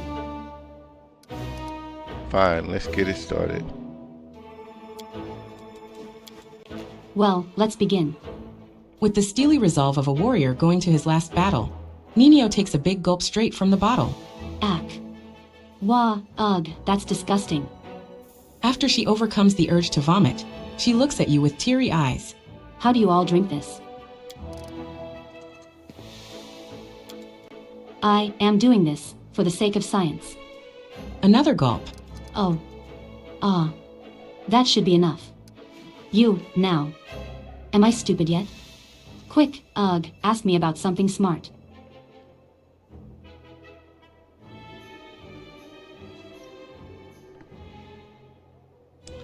How many heroic acts did Iyomide perform? 11, of course. She did all manner of things, turned her cloak into a bridge, created a powerful artifact out of nowhere using just her broken sword and a bit of prayer, and even talked some undead into throwing himself upon his sword. By the way, did you know that if you question the authenticity of these acts in the center of Iomedes Cathedral in Nerosium, you can get a boot-shaped bruise right in the lower of your back? It would seem I'm not drunk enough yet. Nino takes another swig from the bottle. Right. It seems to be working. Now. I need to come up with an idea right now. I usually have a ton of ideas. Let's see now, Deskari. And Baphomet. Their anti-Crusader alliance is not effective enough. They need to unite their forces on the physical level. Baphomet needs to mount Deskari and ride him into battle, 2 in 1. Okay. Yes. The experiment was successful. I am definitely drunk. She takes another gulp from the bottle to further confirm her condition. So how does it feel to be drunk for the first time in your life, from a scientific point of view, of course? Hick. I have definitely become more stupid. More than that. I am as dumb as a box of rocks, and right now I don't give a rat's ass about science. Wait, I think I've got it. That's how men on the street see science. They don't give a rat's ass about it. Who cares how many heroic acts Iomede performed, 1,000,000 or not a single one? Iomede is over there. Nino says with a vague wave of her hand. Whereas the bottle is right here, where it belongs.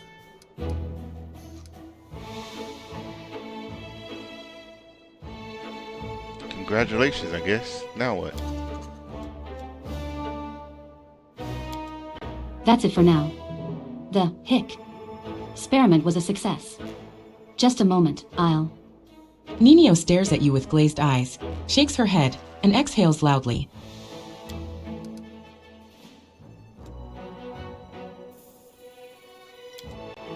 When she meets your gaze again, her eyes are crystal clear. All right. I'm fine now. What? What was that? What was what? A moment ago you were drunk as a skunk, and now all of a sudden you're stone cold sober? Is that so? Nino looks at the bottle in her hand, thoughtfully licks her lips and nods. It seems that is indeed what happened. Clearly, I decided to forget the incident entirely, because I no longer need this information. Now, I've seen people drink themselves sober before, yes. But just forgetting that you... Okay. What I need now is to write an article for the encyclopedia about the influence that alcohol has on an individual's mind. So you can simply forget you were drunk and sober up just like that. I have simply blocked the deleterious effects of alcohol from my mind. To put it in basic terms, I just forgot I'd consumed alcohol. The mechanism is similar to the one that I use to get rid of irrelevant memories. It's not overly complicated, if you know how to do it. Your abilities are just amazing.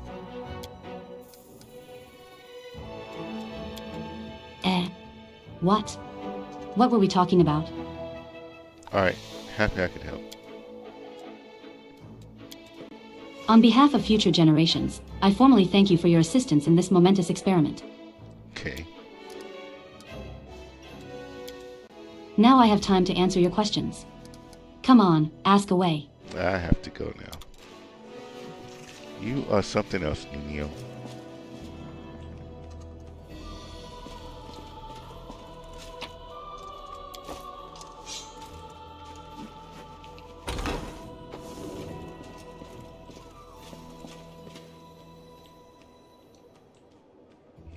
else down there, huh?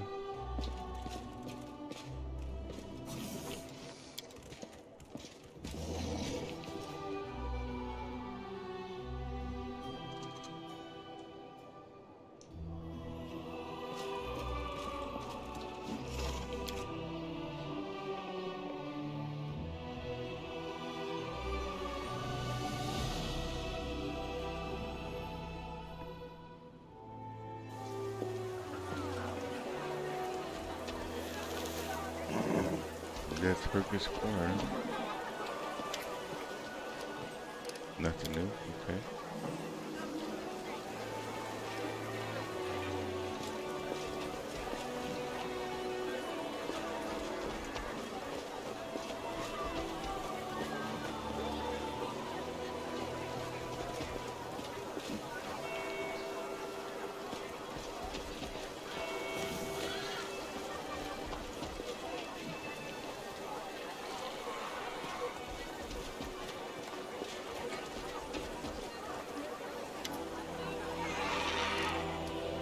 New, okay.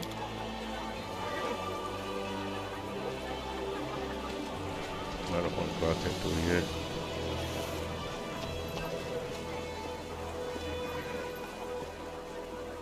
What is Embark? Nothing new either.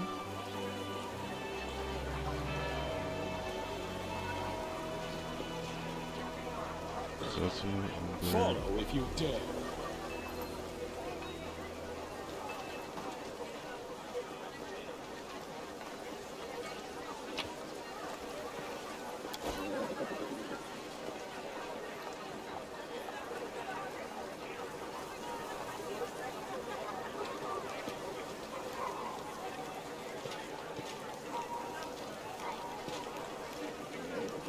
Okay. I'm off. Nothing from the circus next door, was it? Or the play next door?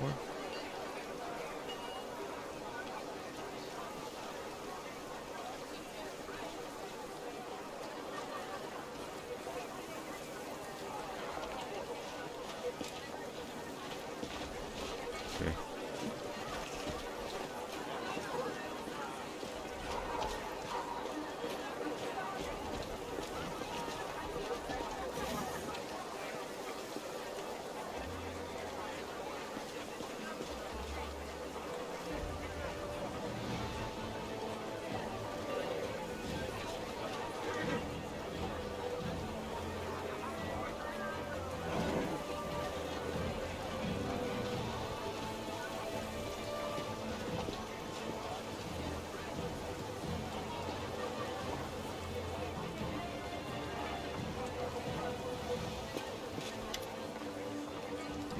Arsenal. A woman in gold-embroidered cleric's robes greets you with a polite bow. Her eyes, the color of molten gold, gleam brightly in her dusky face. Greetings, Commander. My name is Arsino. I am a messenger from the Temple of Abadar in Absalom, and I came here assuming the defenders of the fortress could use the services of a cleric. Is this the same one from Kingmaker? Perhaps you heard about the wound that sometimes opens to my chest. Are you familiar with this kind of ailment? Arsino quickly probes you with the skill of an experienced healer. So the wound was right here? And then it disappeared, and reappeared. Amazing. No, this is the first time I've ever heard of such magic. What do you think it might be?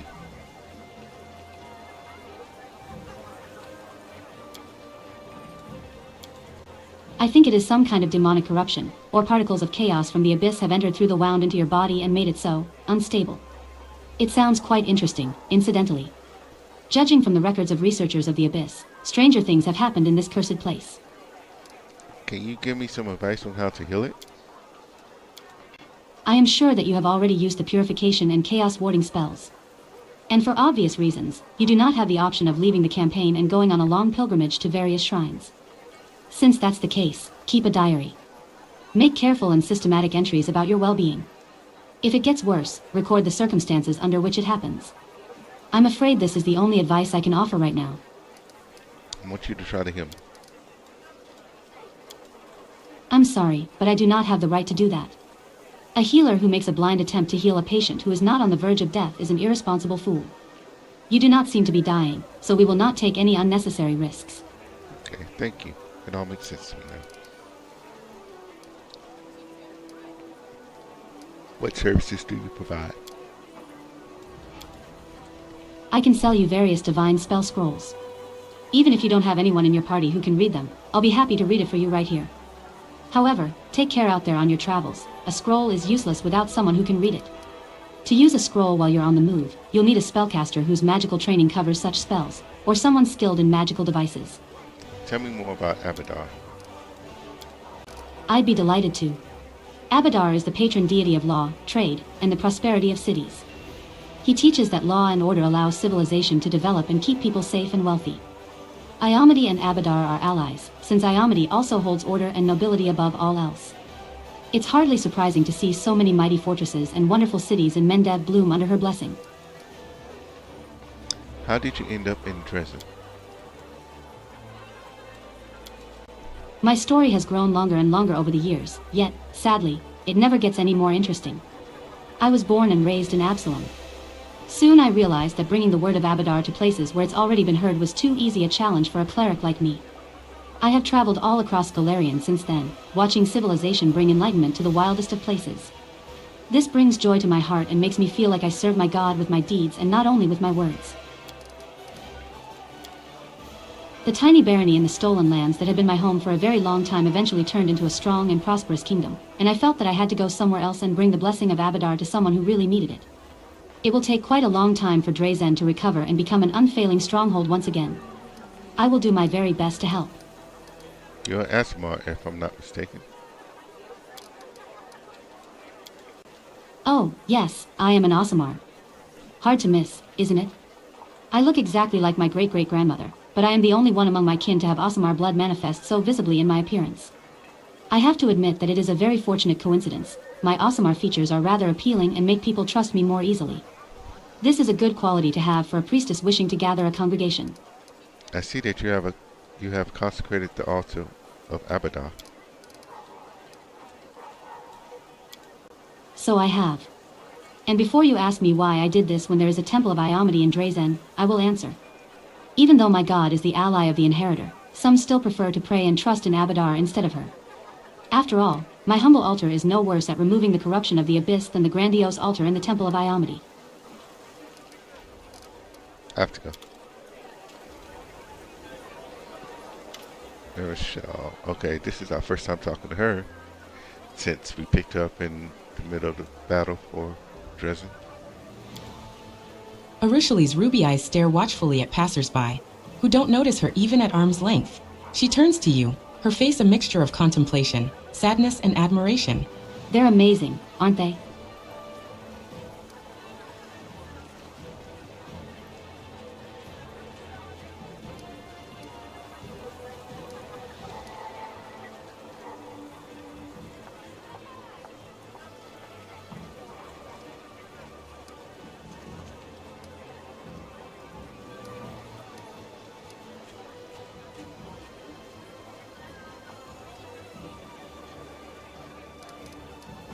We are being attacked by demons with unusual powers. Do you know anything about them?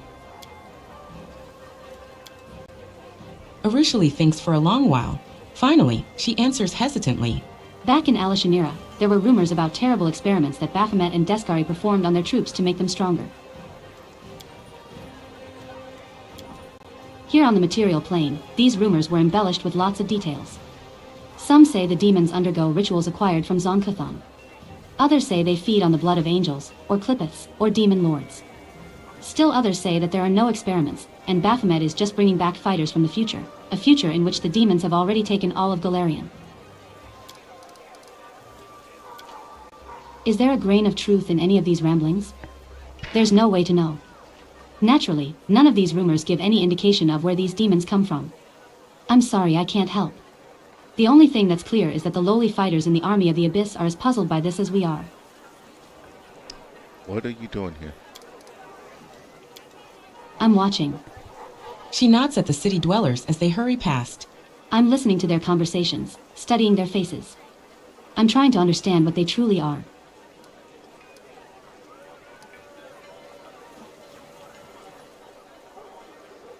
Why do you like to watch people?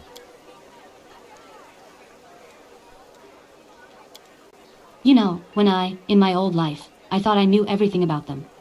I was a master of seduction, after all. I knew how to tempt a mortal into doing anything I required. I could trap them in a lie, or lie myself and never get caught. It's disgusting to remember, but that was my life for many centuries. Now I see I knew nothing. A demon warrior probably also considers himself an expert on mortals because he's killed so many of them. He certainly knows where to thrust the spear for a quick death, and where to thrust it for a long and painful one. And he thinks that's enough. My knowledge, it was of the same kind. I ruined many mortals without learning the first thing about them. Now I watch them to understand them. This won't give my victims back their lives, of course. But still, by growing closer to these mortals, it's like I'm paying back some part of my debt to my victims' memories.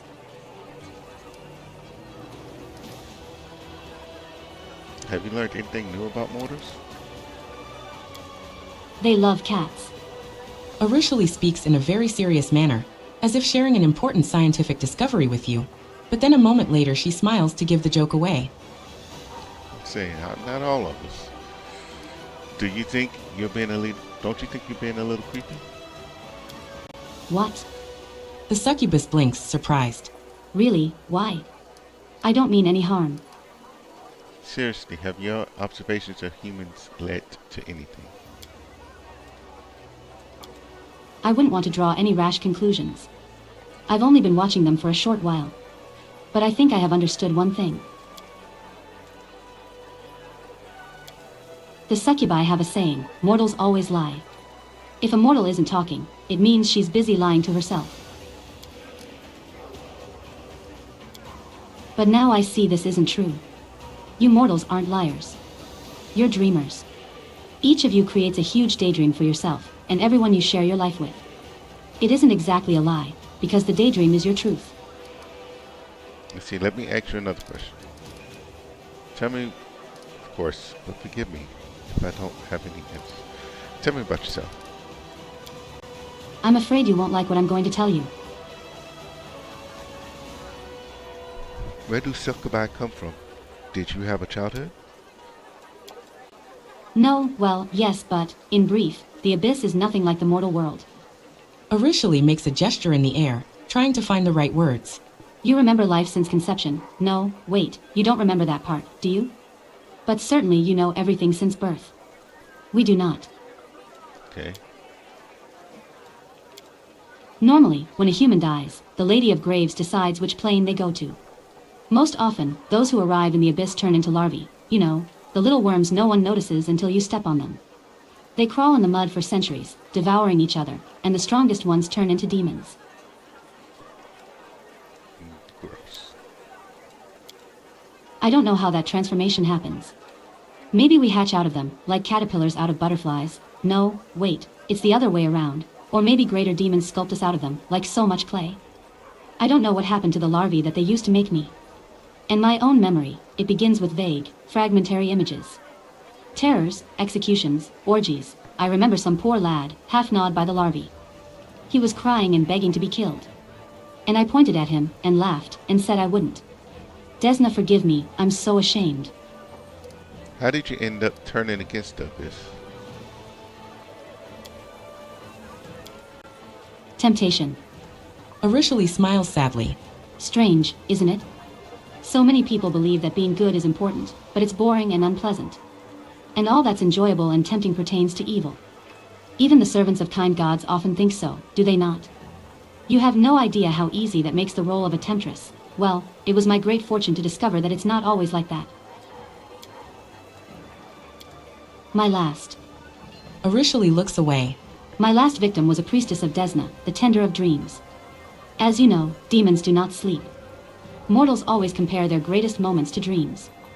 So I decided it would be interesting to see for myself, and while I was at it, forgive me, goddess, to mock Desna.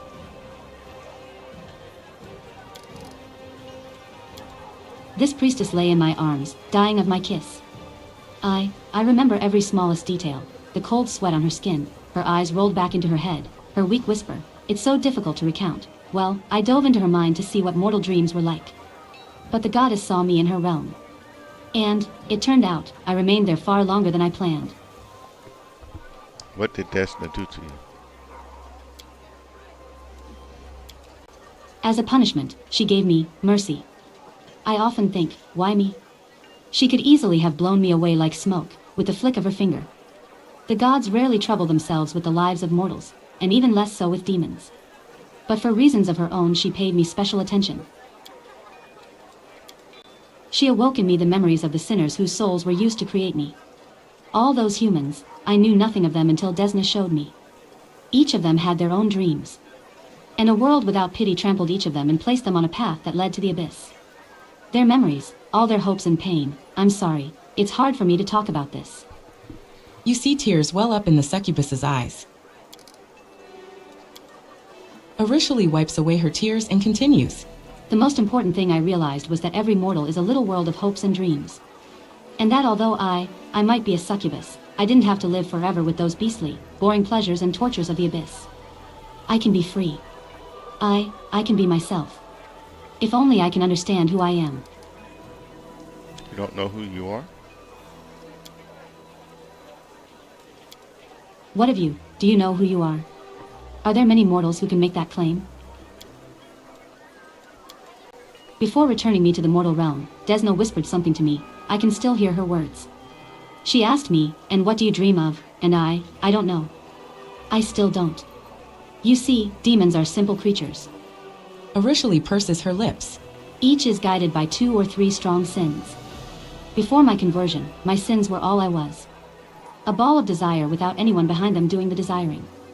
Desires for sex, for flattery, and food.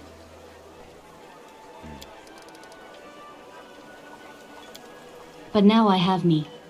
And, it's amazing, but it's so complicated. Arishali makes an apologetic gesture and smiles. What did you do after Desna converted you? I traveled. In the beginning, I thought it wise to keep away from demons and their temptations. Run off to Absalom, or perhaps even further, to another plane. But then I realized that I didn't deserve freedom yet. The abyss was still in me. It called to me, tempting me, seducing me. If I ran away, I would soon return to my old habits.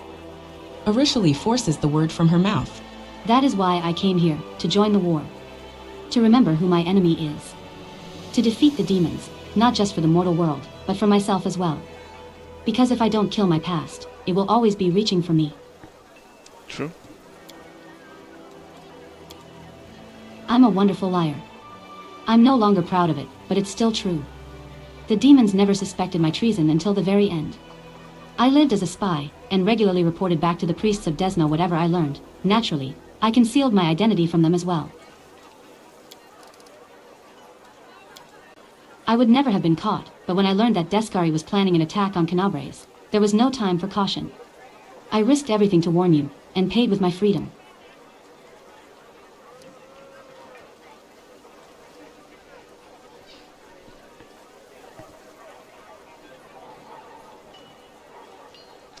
We go with good. Thank you for not running from evil, but confronting it. Yes, I'm glad I did. But, you know, it's hard. Evil calls me back. Every day. And when it's so close, what if one day I grow tired of fighting? So do you worship Desna now? The goddess did a lot for me. More than I ever deserved. Asking anything more of her would be impudent. I'm grateful to her, but I try not to trouble her with my prayers. Thank you for your answers. I hope they didn't upset you too much, at least not as much as they upset me. May I ask you a personal question? The kind of question a mortal might ask a succubus? You want to talk about sex? Arishali looks you in the eye. Ask me anything, I'll not keep secrets from you. But don't expect to hear anything lighthearted or pleasant. The kiss of a succubus is deadly, isn't it? Not just the kiss. Any caress, of any kind, sucks the life from mortals. And there's nothing I can do about it. Arishali touches her lips ever so slightly. For mortals, tenderness is tenderness and violence is violence. But I don't know what it's like to kiss and not inflict pain.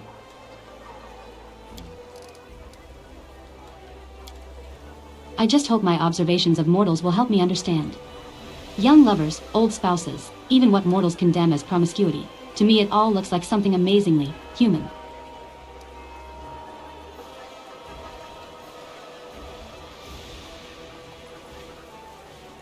Okay, we'll flirt.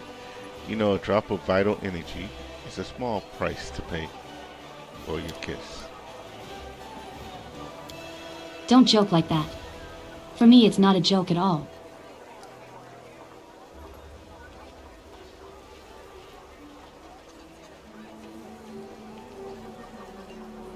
Do we want to put? No, we're not gonna push it.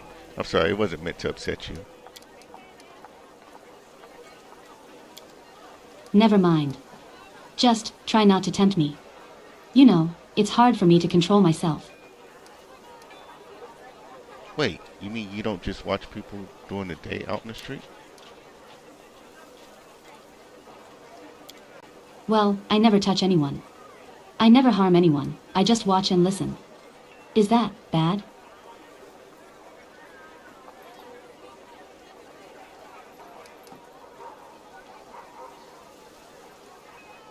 Yeah, I'm not going to do the lawful choice because we're trying to stay away from lawful for this mystic path that we selected. So we're just going to go with, let's just say they wouldn't be happy if they found out you were watching.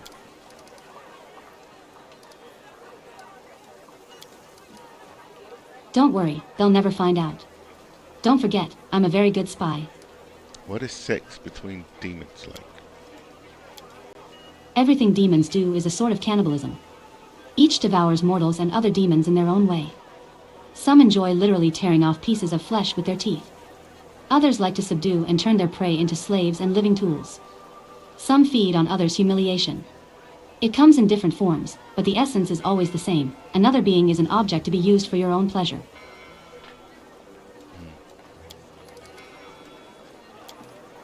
Demon sex doesn't differ from any other type of violence. In my former life, it was something I did to others, or others did to me. Only one person ever received pleasure, not the other. Do you still feel desire? Arishali keeps a long silence as she searches for the right words. You see, on the one hand, my succubus nature remains with me. The desire I feel is the one from my old life. When I look at any mortal, I immediately imagine how. She looks away. But that feeling, that desire, it's not what mortals feel. When you like someone, you don't ponder how good it would feel to drink their soul, do you? You think about how good it would feel to be together. Together, you see? You know how to want someone, and at the same time, not want to destroy them? For me it's always one and the same.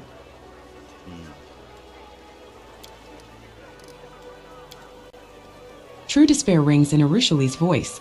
I'm not even talking about love. Just the common mutual affection of mortals, when they're not poisoned with violence. Now I know that I've never felt it. It's hard to imagine how it's even possible. Thank you for being so open. Arishali nods without saying a word. Tell me about life in the abyss. I can't tell you about all of the abyss. I've only seen a small part. If you like, I can tell you about the Midnight Isles and Alishamira. Yeah, tell me about the Midnight Isles.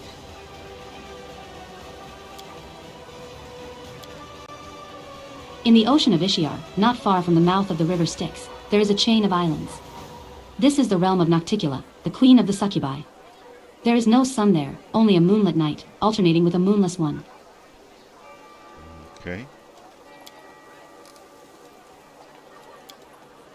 Each of the islands is one of Nocticula's trophies, the remains of a powerful entity that perished at her hands. As you see, you cannot take a step in the abyss without treading on corpses. Okay. Tell me about Alishamira. The Porphyry City is Nocticula's capital.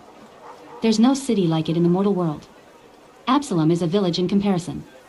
Millions, I don't exaggerate, millions of demons and mortals live there. Some come voluntarily, not only from Galarian, but from other planes as well. Nocticula keeps an open boundary, and enjoys having many guests, merchants, and travelers in the city. Some arrive in chains. The slave trade is the most thriving business in the city. From afar, the city may seem a merry place. Many of its dwellers do enjoy themselves, until it's their turn to become someone else's toy.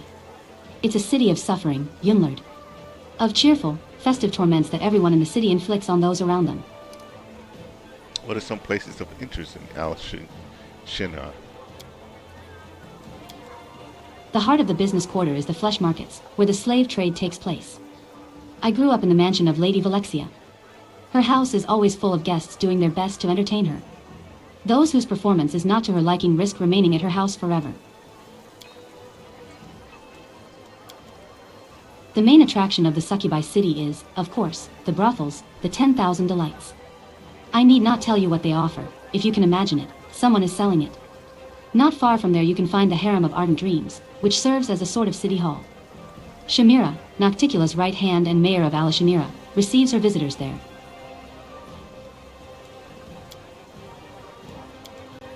For those who prefer bloodier sport, there are many arenas in the city.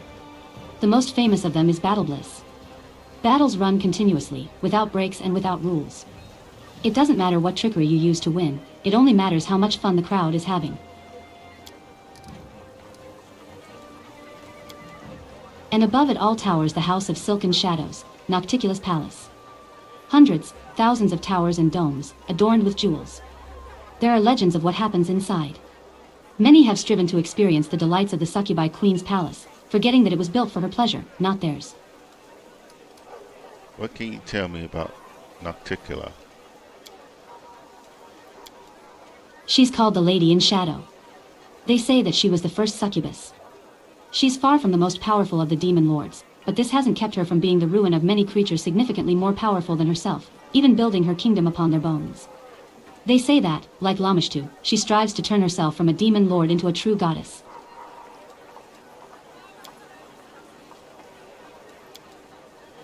She enjoys killing, but her favorite tools are seduction and deception. She only stoops to crude violence when there are no other games to play, and even then she backstabs from the shadows. Her favorite weapon is a crossbow, though a silk garrote would suit her better.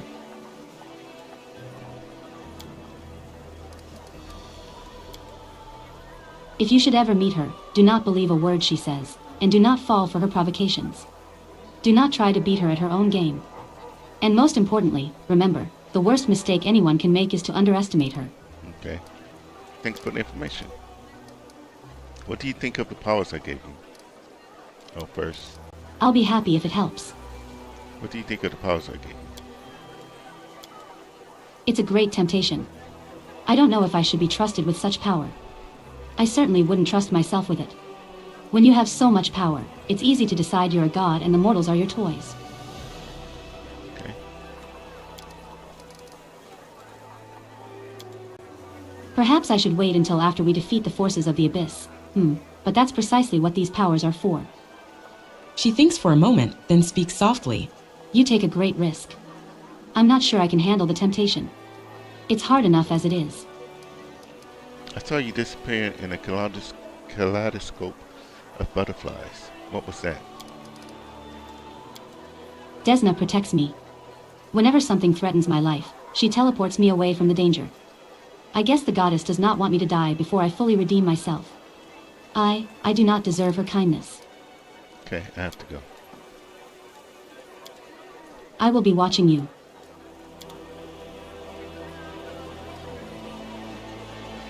Alright. We'll go inside the temple real quick. Oh, there's something to look at over there.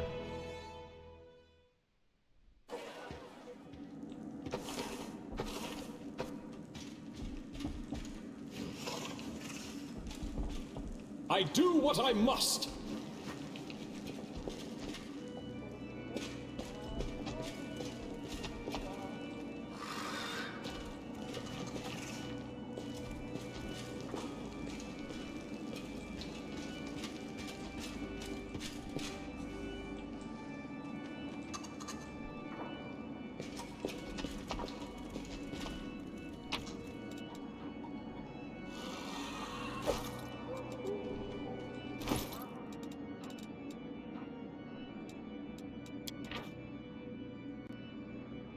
Neurosian, published by the Royal Court of Mendev. Demons and their worshippers have long been active in the vicinity of Sarkoris. Even back in the year 4433, the abyssal hordes and Eridan himself waged a grand battle in the region now known as the World Wound. The forces of good had triumphed then, as the god of humanity defeated Deskari's minions and drove the surviving demons back, straight into the waters of the Lake of Mists and Veils. Why did the denizens of the abyss have such keen interest in the northern reaches of Avistan? To the dismay of all mortal kind, Arilu Vorlesh answered this question, and has consequently gone down in history as the architect of the world wound and the betrayer of humanity. Born of humans, this fiend felt such hatred toward her own kind and was filled with such boundless selfishness that, for the sake of ascension and power, she pledged herself to the abyssal lords. An adept of the arcane jailed by the Sarkorians in the prison fortress of Threshold, she accomplished something that the Deskarites who perished in the lake had failed at previously. She ripped apart the planar fabric that had been thin in Sarkori since days of yore. Her thought and will thoroughly corrupted to mirror the foulest depths of the abyss, Arilu Vorlesh forged a deplorable alliance with Deskari and began hatching the heinous plan that she put into motion in the year 4606. It was then that Arilu and her accomplices performed the ritual that cut open creation itself like a knife and left a festering tear in the material plane that would never heal. The world wound connecting Golarion with the abyss. By a tragic coincidence or perhaps by some evil intent, the world wound was created mere weeks after Eridan's death. Millions of Eridan's followers and priests across the world were filled with the horror and despair normally reserved to orphan children, partially explaining why humanity did not realize there, and then the sheer threat of the newly opened Sarkorian portal.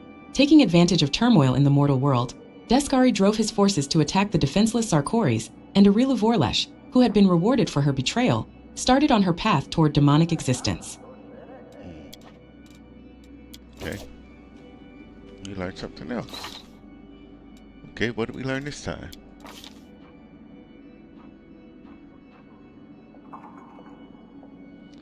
Gains +1 insight bonus on lore religion and lore nature skill checks. Nice. Okay. We gotta get a point into lore religion so that we can actually do something with it, but okay. Not that it's gonna be very strong at all, but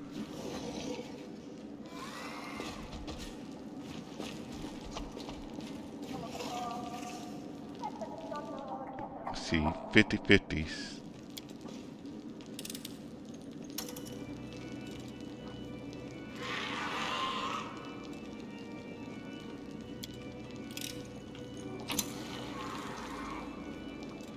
Fairy mushroom.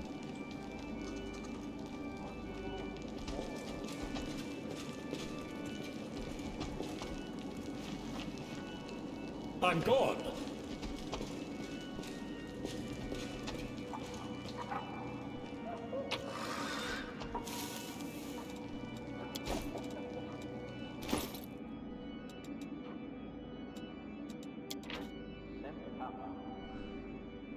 Once they saw their leader's sword broken by dark magics, the soldiers wavered. A murmur shook their ranks and many fell to their knees, heralding this as an ill omen that foretold of their inescapable deaths at the hands of the undead. And Iamadi thus spoke, "For as long as my will is strong and my faith immaculate, no arcane shade shall stop me." And the inheritor raised the hilt with the shattered blade before her, and illuminated herself with Eridan's holy sign, and began her prayer to her divine patron. And as each word escaped her lips, the soldiers' hearts were filled with grace and faith, their weary bodies had their strength restored, and the lurking shadows were cast out of their souls. Her prayer finished, Iamadi, alight with Eridan's blessing once more, thus spoke, "I swear it on my life that my resolve to bring justice to the unholy will not falter while the evil of the whispering tyrant devours Golarion, and my hand will not rest until every last minion of Tarbafon falls to the ground unmoving." And with these words spoken, Iamadi placed her hand, glowing with light, upon the broken blade, and in that instant, her righteous wrath and her pure heart reforged the blade whole once more. And thus did she perform the 6th of her 11 feats of greatness. Awesome. Did we... Okay, the tempo is being good to us. We're getting abilities left and right. +1 confidence bonus on saving throws against disease and sickening effects. Okay. We do it my way.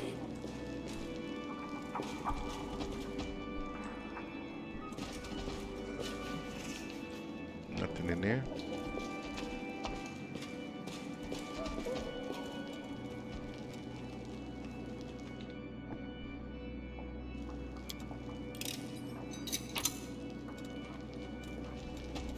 More greens, okay.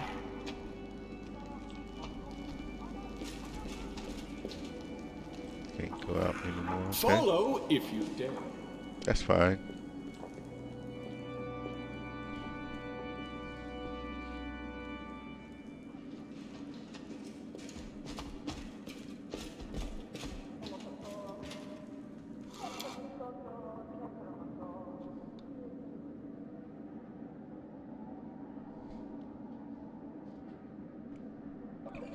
Excuse me. Alright, so let's see where. So we passed by Sailor.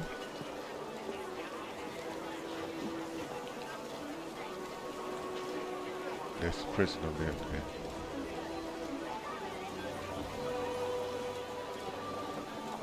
Yeah, we did go into that house too. Yeah. So we'll go find Sailor now.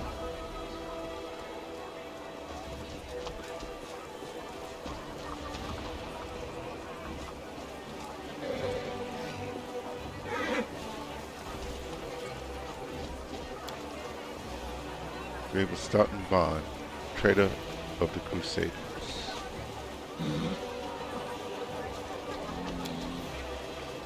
Oh yeah, okay, that's what that was.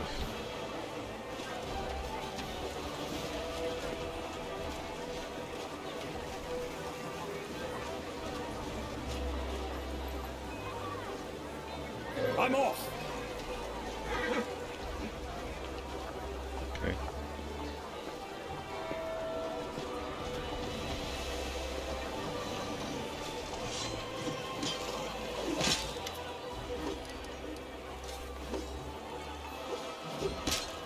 Okay. Sailor doesn't have anything to tell us.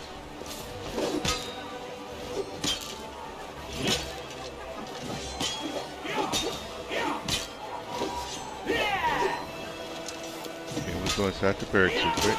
We still gotta make it back to the prison that we seem to have somehow missed.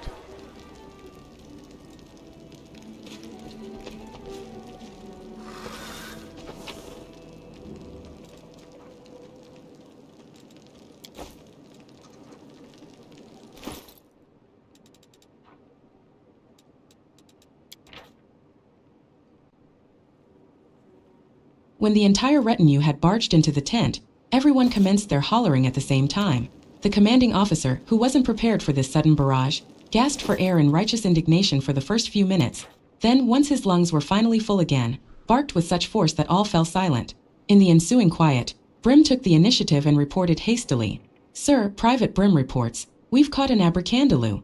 The stern quartermaster, having caught the scoundrel responsible for the chaos red-handed, was about to express his outrage, but it was too late. As soon as he heard about the captured demon, the officer demanded to see the quarry immediately. The retinue, joined by the officer, his guards, secretary, courier, and a groom who happened to be passing by, advanced to the outskirts, where the recent events had taken place. Upon seeing the huge demon thrashing about in his magical cage, the officer couldn't help but exclaim in delight. Except the spiteful quartermaster then pushed his way through the crowd after all and nasally whined in the officer's ear. "Sir, just look at what cost these buffoons caught one lousy demon." The officer took his eyes off the abracandaloo, looked around, and threw his hands up. "What's all this, Private Brim?" "Sir, what do you mean? What's this massive pit?" "That was our first trap. The abracandaloo was supposed to drop down once he'd seen the bait. Took a lot of effort, this pit. We broke 2 shovels, all for naught. And why are the shrubs smoking? Once the abracandaloo had figured us out, he chased us around, throwing his magic all over the place. And why is the tree broken? Because that jerk tried to pull me down from it after I'd climbed up with the loot." "Hold on, why would you climb it with the loot?" "Well, first of all, I was bait. I played some marches to provoke the abracandaloo's hatred for all things of beauty. And second, I was running from a demon and I couldn't leave the loot. I'd borrowed it from the bard in our regiment, and he packs a good punch, that one." The officer frowned, ignoring the quartermaster's snivels. "Right," he exhaled at last. "Dispose of the demon. Private Brim is to be rewarded. All the equipment lost by him and his mates is to be deducted from his pay. And will someone put out those blasted shrubs already?" Okay. See, Elon's up there, so we go talk to him in just a sec.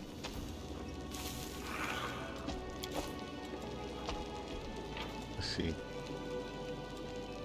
Publishing funded by the Brotherhood of Crusader So it's got a Adherents. trigger there. Remember, Crusader, your foes are many, and each one is devious in its own way.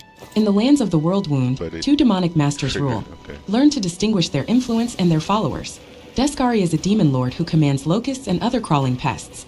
It is an all-devouring wave that sweeps away all that is bright, majestic, and pure, leaving behind nothing but decay and ashes. For 100 years, this evil fiend and his lackeys have been sowing death and suffering all across Golarion, sending one horde after another through the World Wound and onto our plane.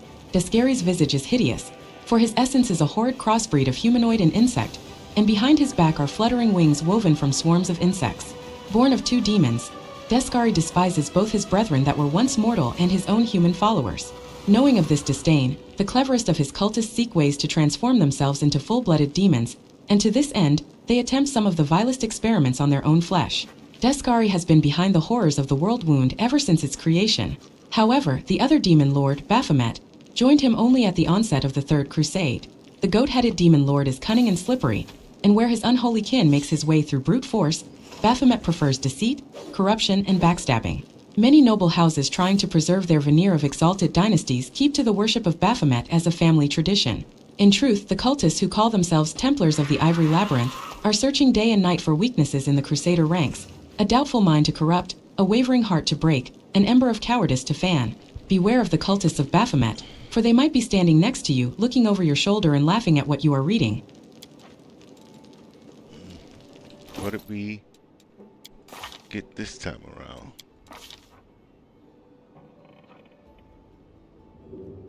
+1 insight bonus on perception and stealth skill checks.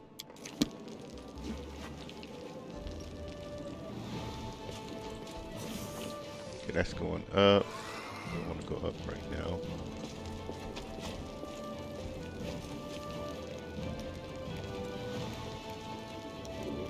Okay, now we go up. He didn't have much to tell us.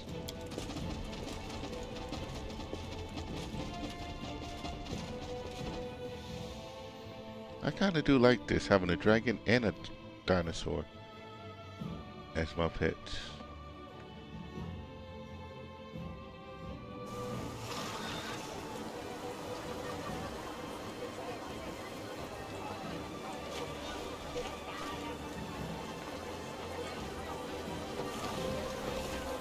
I do what I must.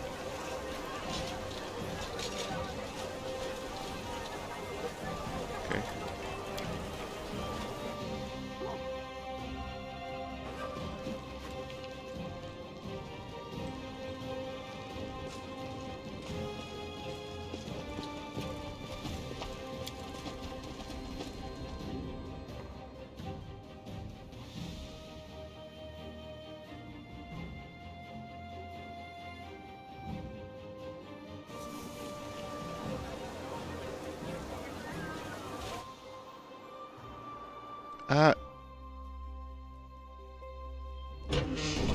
I did not mean to press that button.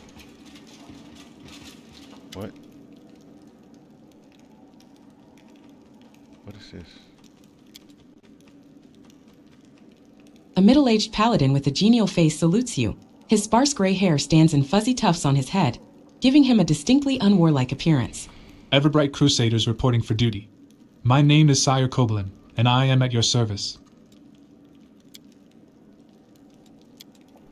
Queen Galfry is gathering the main attack forces in Erosian. She ordered us to replenish the losses suffered in Canabres and come here. We will support your troops. Okay. A tall, dark-eyed lad is standing behind Sire. He passionately echoes Sire's words. We are ready to go to the front immediately. Allow us to be at the spear of the attack. Okay. The old crusader calls the young man to order. Morveg, don't speak unless spoken to. Don't worry, no one will be defeating any demons without you. Sire smiles kindly and tousles the boy's hair. Who have you brought with you? Everbright Crusaders mainly, but we have a lot of volunteers who joined us. Those who arrived at the Queen's call but didn't want to sit in Nerosian waiting for the main army to set off. All the hotheads know that the front is here. Okay.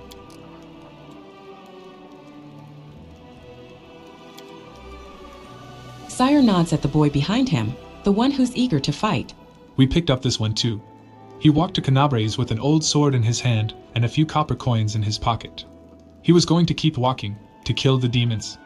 And then he would probably have laid siege to Threshold, no doubt. The boy's cheeks go pink at the old man's gentle mockery, but he continues to stare ahead resolutely and boldly. Did you fight in Canabras? How are things there? Not personally, no. The Queen summoned me and the bulk of our order to Nerosian. Almost all those who remained behind in Canabres died, and the ones that didn't were disorganized and leaderless. But the order did not perish. New volunteers have been pouring into our ranks. We are licking our wounds. Canabres is rebuilding. Life wins out. People are coming from all over Avistan to help. Many are joining up with the Crusaders, just as it happened back in the First Crusade. Okay, great. You'll be serving under my command. The Crusader gives you a friendly smile. It's an honor for us, Commander. Let's give the demons a dusting. Okay. Oh, there's Aniva. Look who it is. Hi.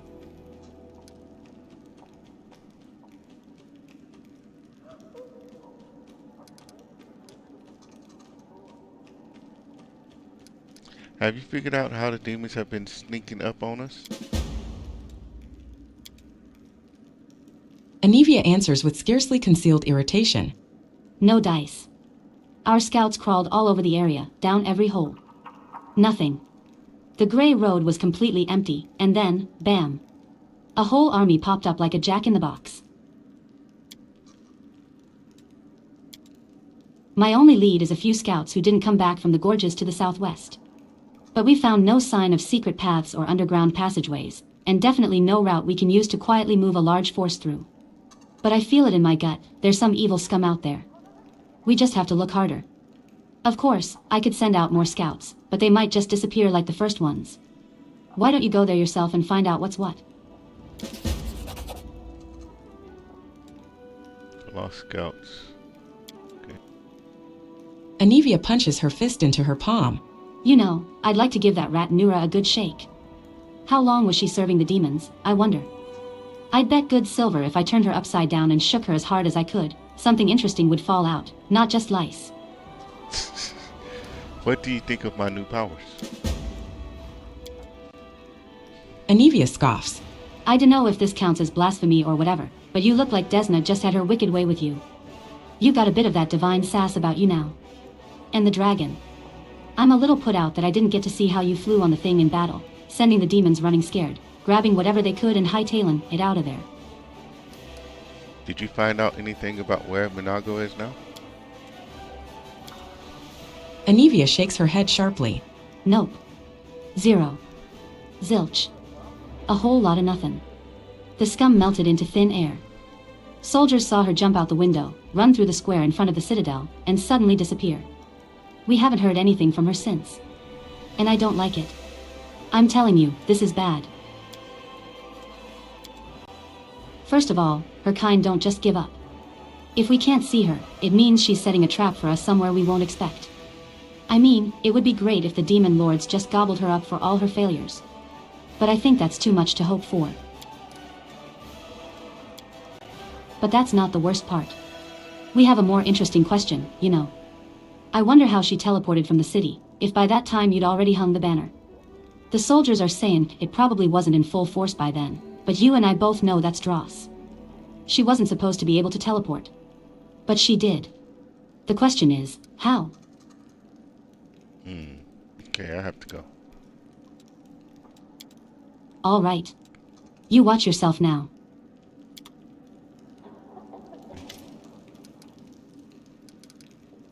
That's a new from you. Here, Beth.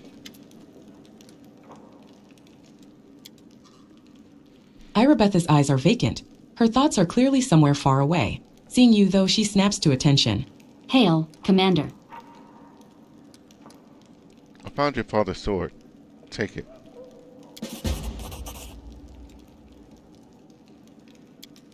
Praise Iomade. Irabeth takes the sword as gently as if it were a living creature, and sheathes it in the scabbard. I don't know what to say. I am forever indebted to you. I never thought I'd get my sword back. 50,000. Please, allow me to reward you, and please, no objections. I could never replace this sword. I shall never part with it again, I swear. Okay, we need to talk about what happened during the attack on Drezen. Yeah, you came a real downer. Irabeth nods curtly. Yes. I was shamefully faint-hearted. Praise Iomity, it didn't affect the course of the battle. Still, my behavior was unworthy of a knight, even less a commander. Under the circumstances, leaving my position would be tantamount to desertion. Still, as your advisor, I strongly recommend you release me from my position as head of the order, strip me of my knighthood, and send me to serve in the condemned.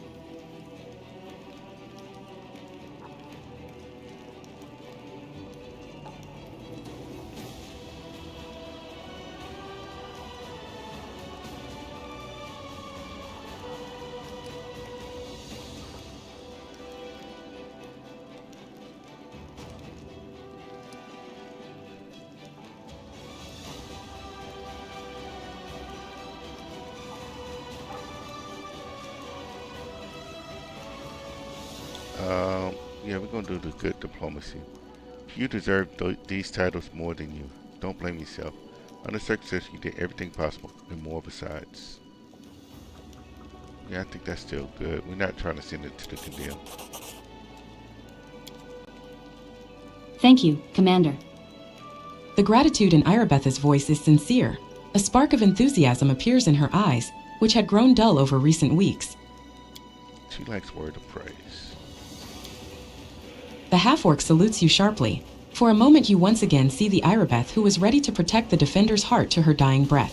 Thank you for still trusting me, more than anyone else does in this crusade. Even more than I trust myself.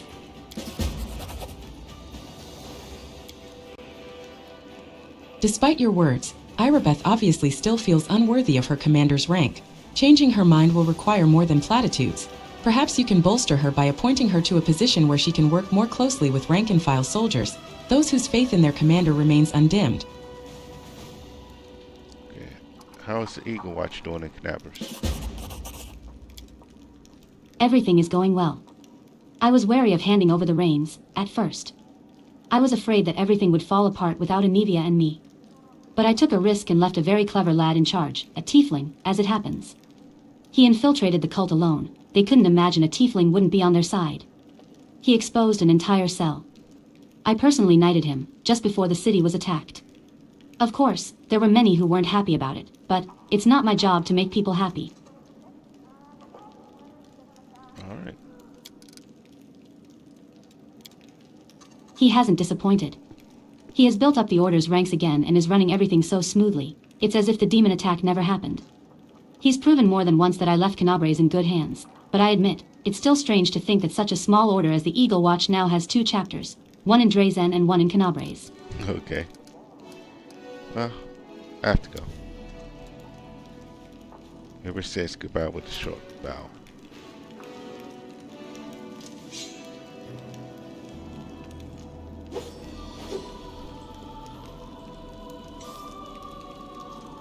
Okay, let's do a quick hard save. Because I don't know what this is about, and I have a feeling I'm gonna mess it up.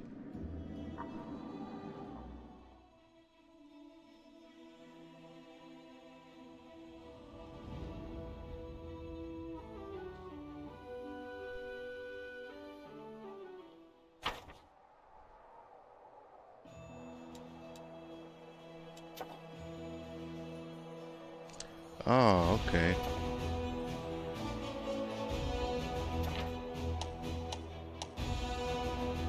Now that you have captured Drezen, new options for the Crusade have become available to you. You can now construct buildings in forts in Drezen, issue decrees, and capture and investigate new regions. Both mercenaries and trainable units will appear at the commander's headquarters in Drezen. The demon armies will try to take Drezen from you.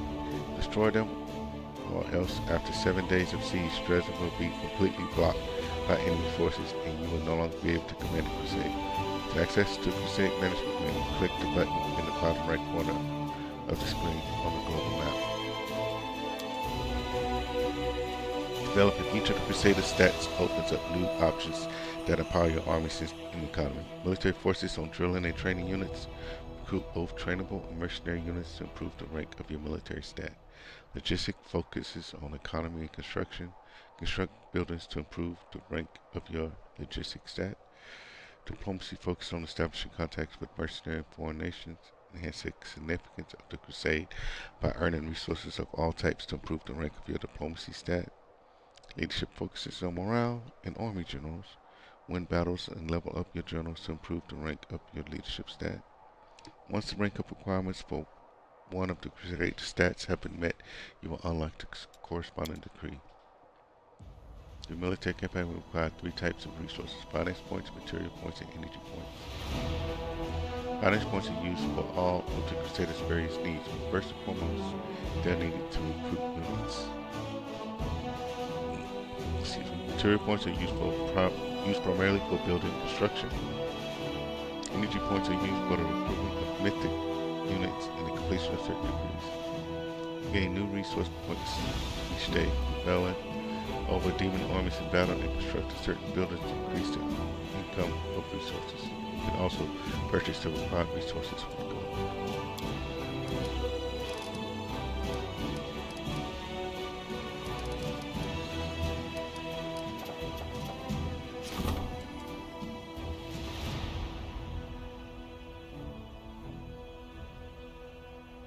Problem with 9 lives. The quartermaster brought cats to Drezen so that they could keep the stores safe from rats. Smaller demons have learned to assume the form of a cat to sneak into the city and wreak havoc. The soldiers are ready to start hunting cats, but the quartermasters are against it.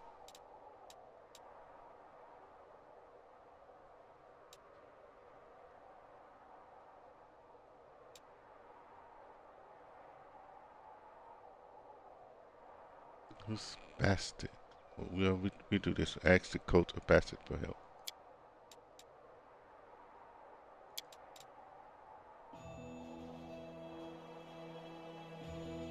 Sorcerer, remember the cult of Bassett, poorly known in Everson, sent a few letters to Urshan. Priestess of the goddess of cats are willing to identify the demons and remain to care for the cats. The knowledge of the divine rituals will prove useful to the crusade. Okay.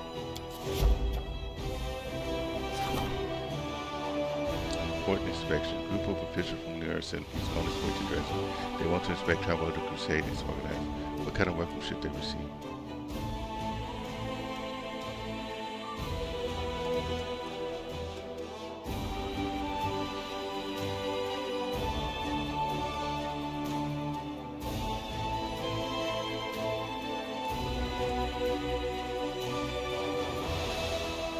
Yeah, let's show them how things are. Let's not try to hide anything. The officials were desperate to find some kind of fault, but found none, and begrudgingly admitted that the crusade is organized expertly. They promised to increase support from the authorities. Cool.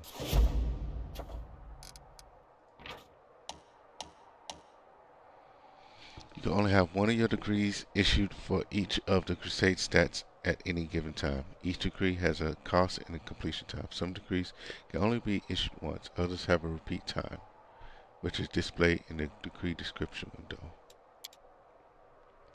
Your progress in crusade management unlocks certain special degrees. A stat rank up degree becomes available upon meeting specific rank up requirements.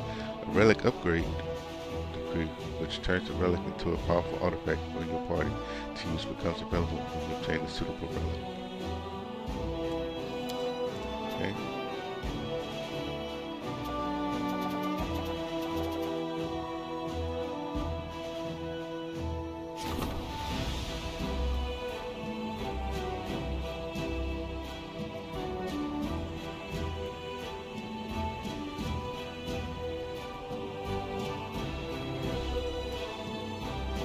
The relic will be upgraded. What relic?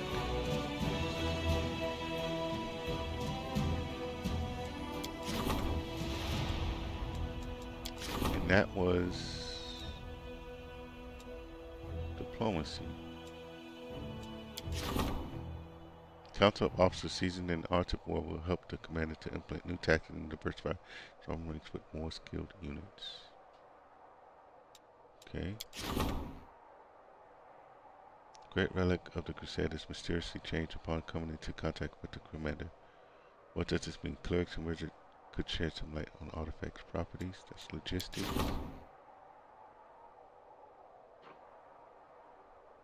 Fate of the Soul Share.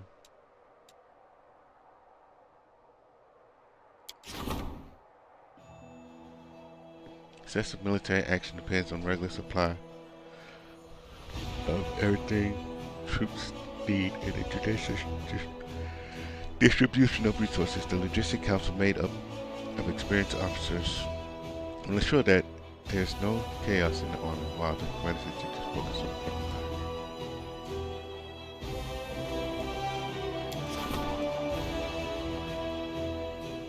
By upgrading the outpost to a bastion, the commander will expand his territory of buildings, as well as allow them to construct defense structures. Okay.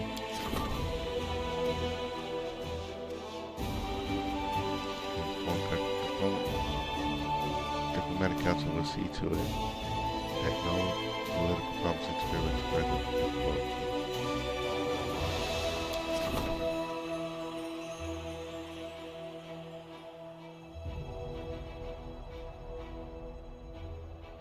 Cannot work out how the demon arm picks.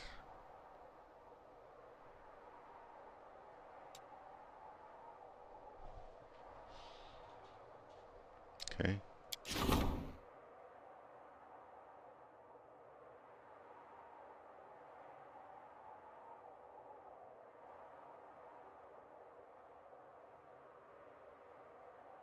Okay, let's give that to Earbit. That was military.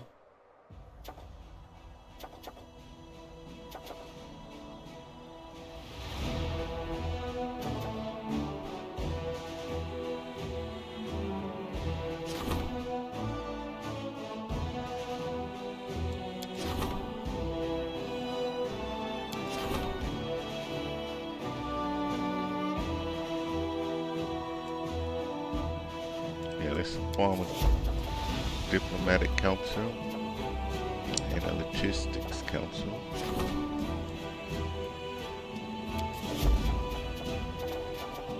Okay.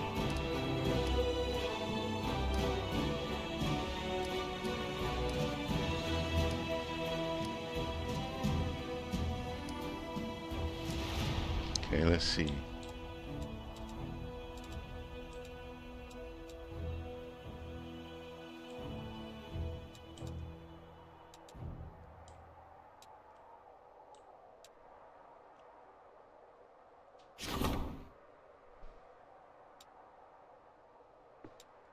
Okay, let's not focus on those right now. Let's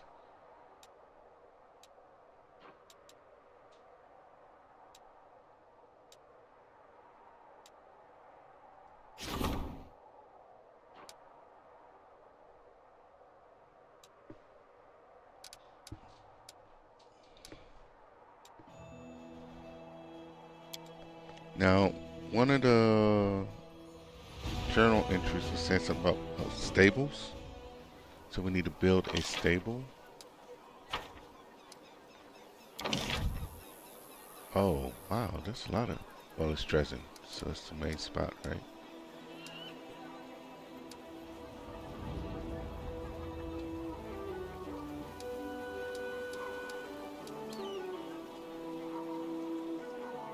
We need more of those materials, okay?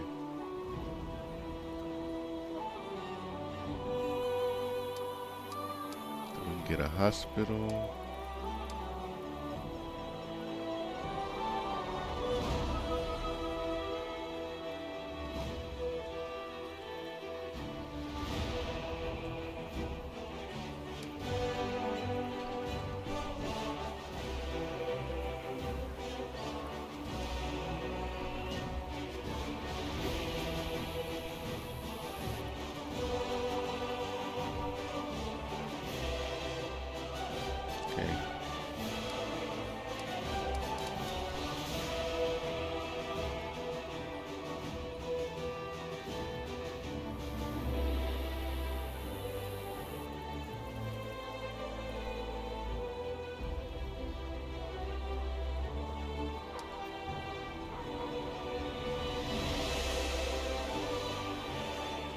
Hmm.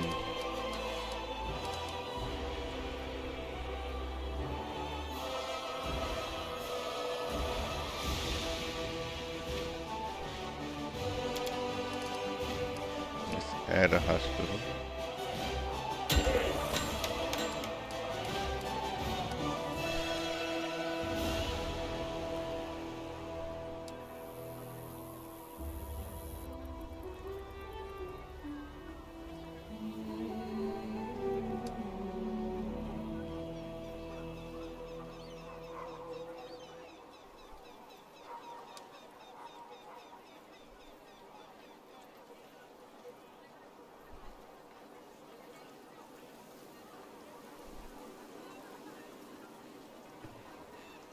Okay, let's see.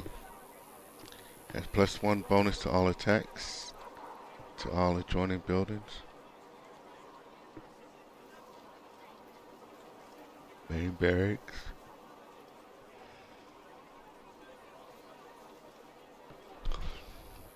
+1 bonus to armor class to all tradable units. Okay.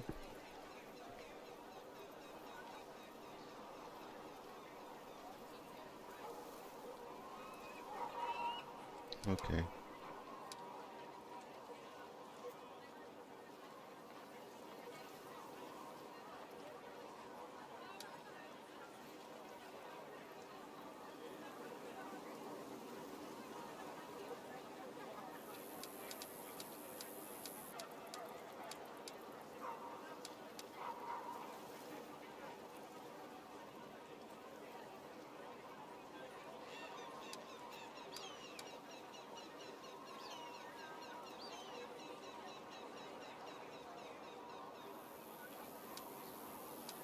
Hmm.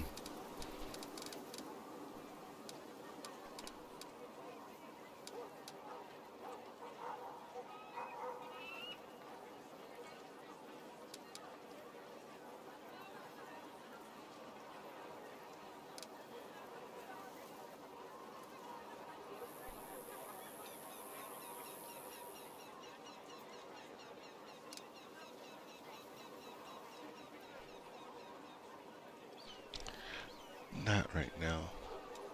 Let's try to save up some stuff.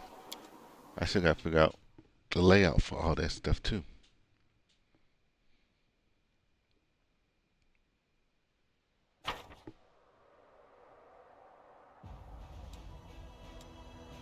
Okay.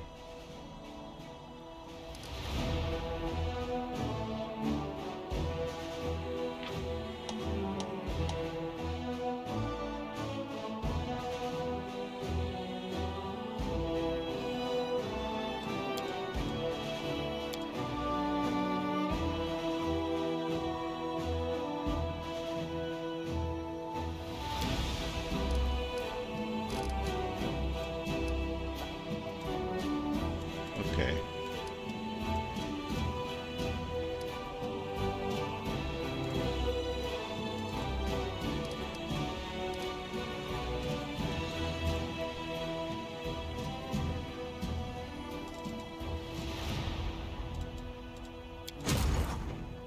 Guys that we took over that with.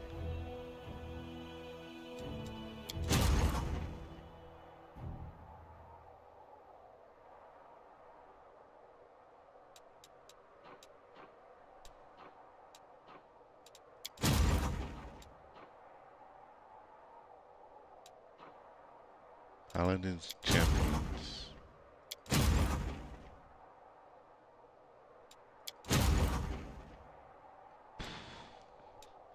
Okay, we still kind of got a hodgepodge of everybody everywhere.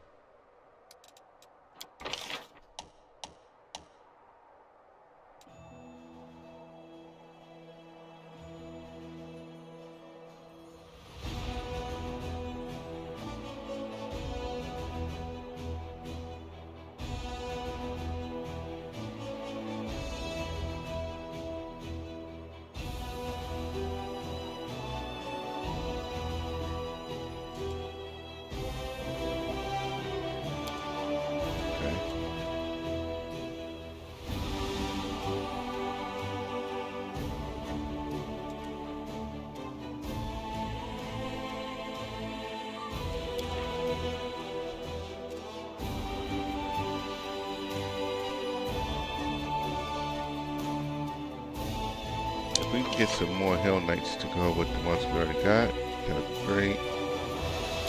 Kinda expensive, but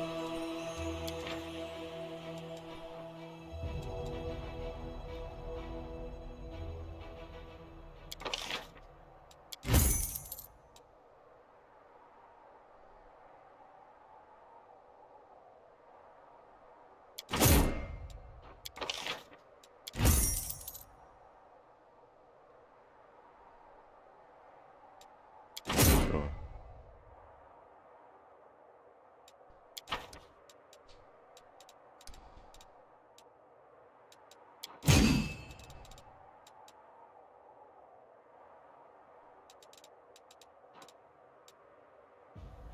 Okay. I thought my other army was up there.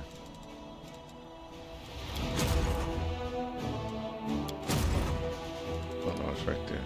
Okay.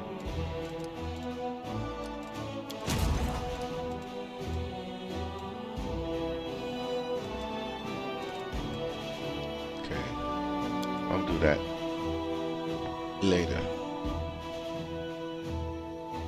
So that I can finish figuring out. It's all in Drezen for us.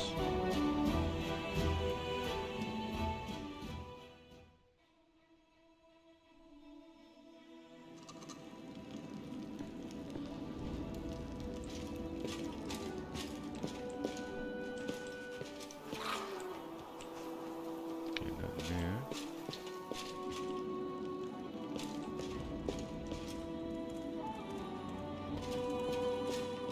Take a look at the map. What do we got?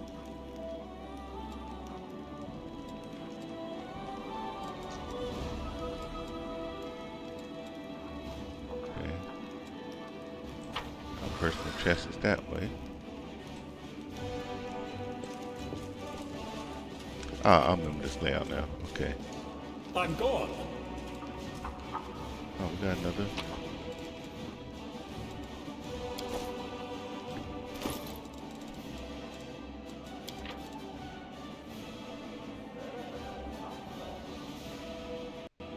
We just listen to it. Absalom, published by the Fori Logos Archaeological Society.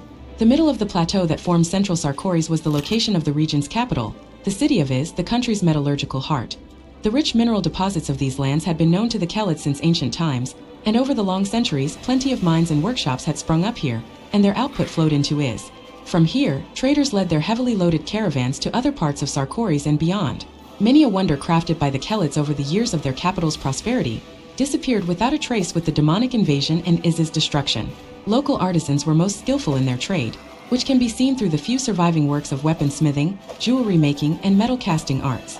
And while silver headdresses with ornate temple rings and lightweight sabers with hilts bearing their owner's initials can still be found in museums and private collections, other handcrafted examples of Iz's legacy are lost forever. Specifically, we, of course, only know of architectural landmarks of both secular and sacred variety through scarce descriptions. Meanwhile, local stonecutters were recognized throughout all Sarkoris, as many palaces, temples, and monuments decorating other cities were made by the hands of artisans from Is.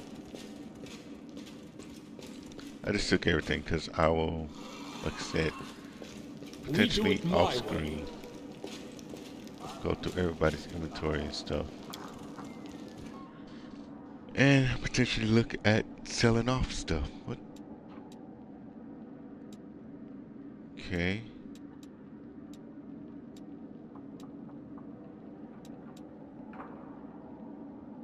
Prison's where we're going to go to next, but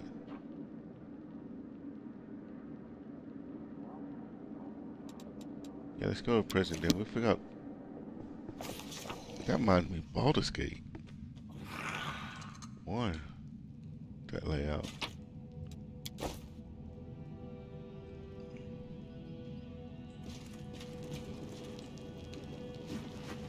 Let's see what we can get from this chick.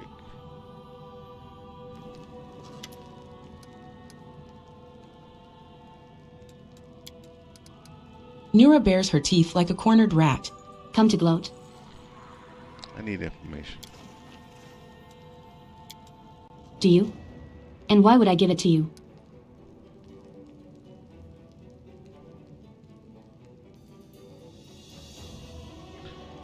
Yeah, because helping me is the only way to earn a pardon. I don't want your pardon. If you want to kill me, then kill me. On second thought, you know what? I don't care. I don't care about you, or the demons, or myself. Especially not myself. What do you want? Who did you work for? The Templars of the Ivory Labyrinth. Cultists of Baphomet. Some serve him for rewards, others serve under dire threat. Some fools even think they'll earn transformation into demons. I only served because it was my chance at revenge. The Grand Master leads the Templars. He is a mysterious figure said to be more of an ideologue than an actual commander. All the cultists I know answer to a woman named Jerabeth.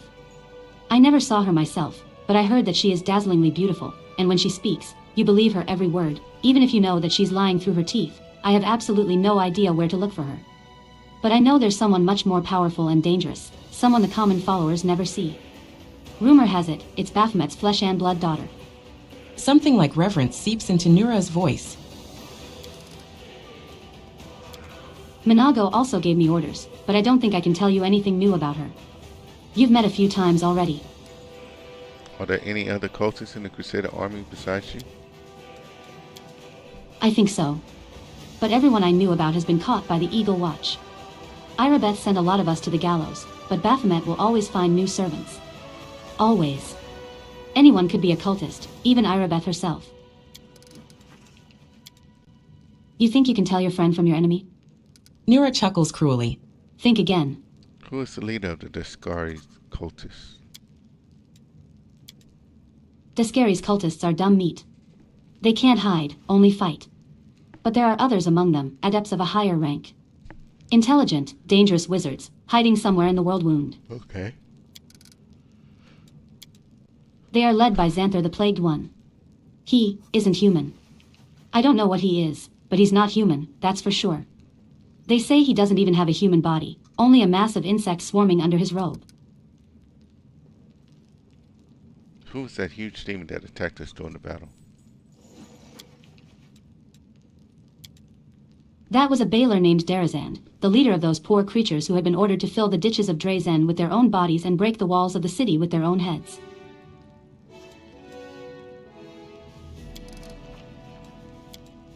He had them run drills every day, and every day they had to scrape someone off the ground. You're lucky that Dwarf chased him off. Drezen alone could hold off a small army.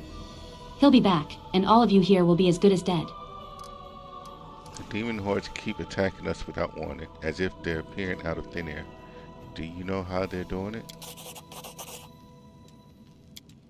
I can't say for sure, but I've heard rumors. There's a place called the Molten Scar where the Grey Road makes a sharp turn and forks. It must be hard to miss. It's a big gorge with lava flowing at the bottom. A Vrock sorceress has a lair there. If you continued your offensive beyond Drezen, the Vrock was supposed to organize an army at your flank and cut you off from behind. I don't know what it means. Maybe she maintains a rift there. Okay, molten scar has been revealed, okay. I have no more questions for you now.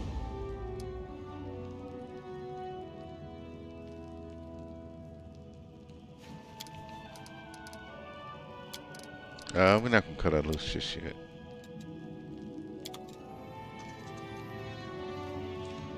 She might still be useful. I still don't know what I'm gonna do with her. She seemed like she just joined out of spite and because of how bad her life was before. Maybe we can show her a different way. I don't know.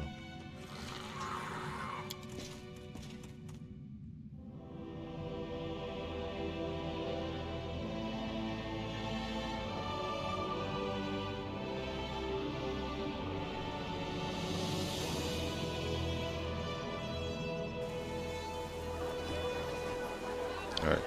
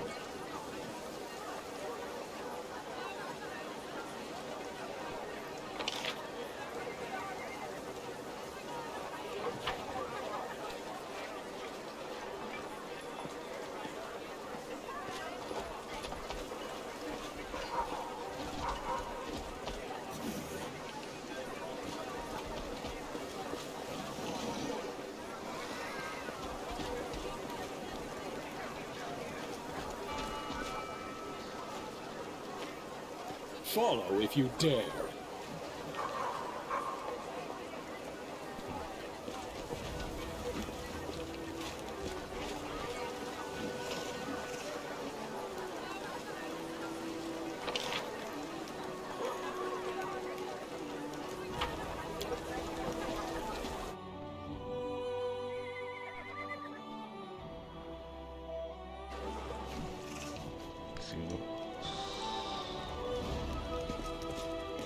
What's available in here for us?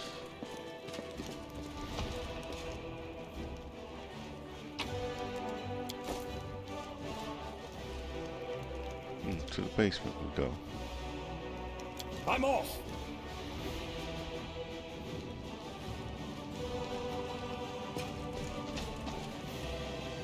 Standing on top of the beam. Let's see what else we got in here.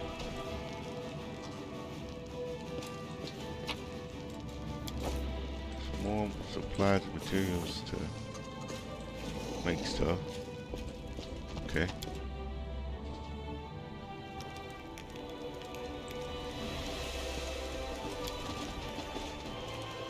We'll talk to land.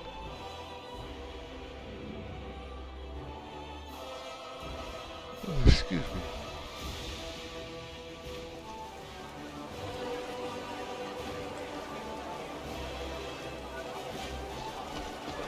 Abandoned building. Okay, we'll check out this thing. I do what I must!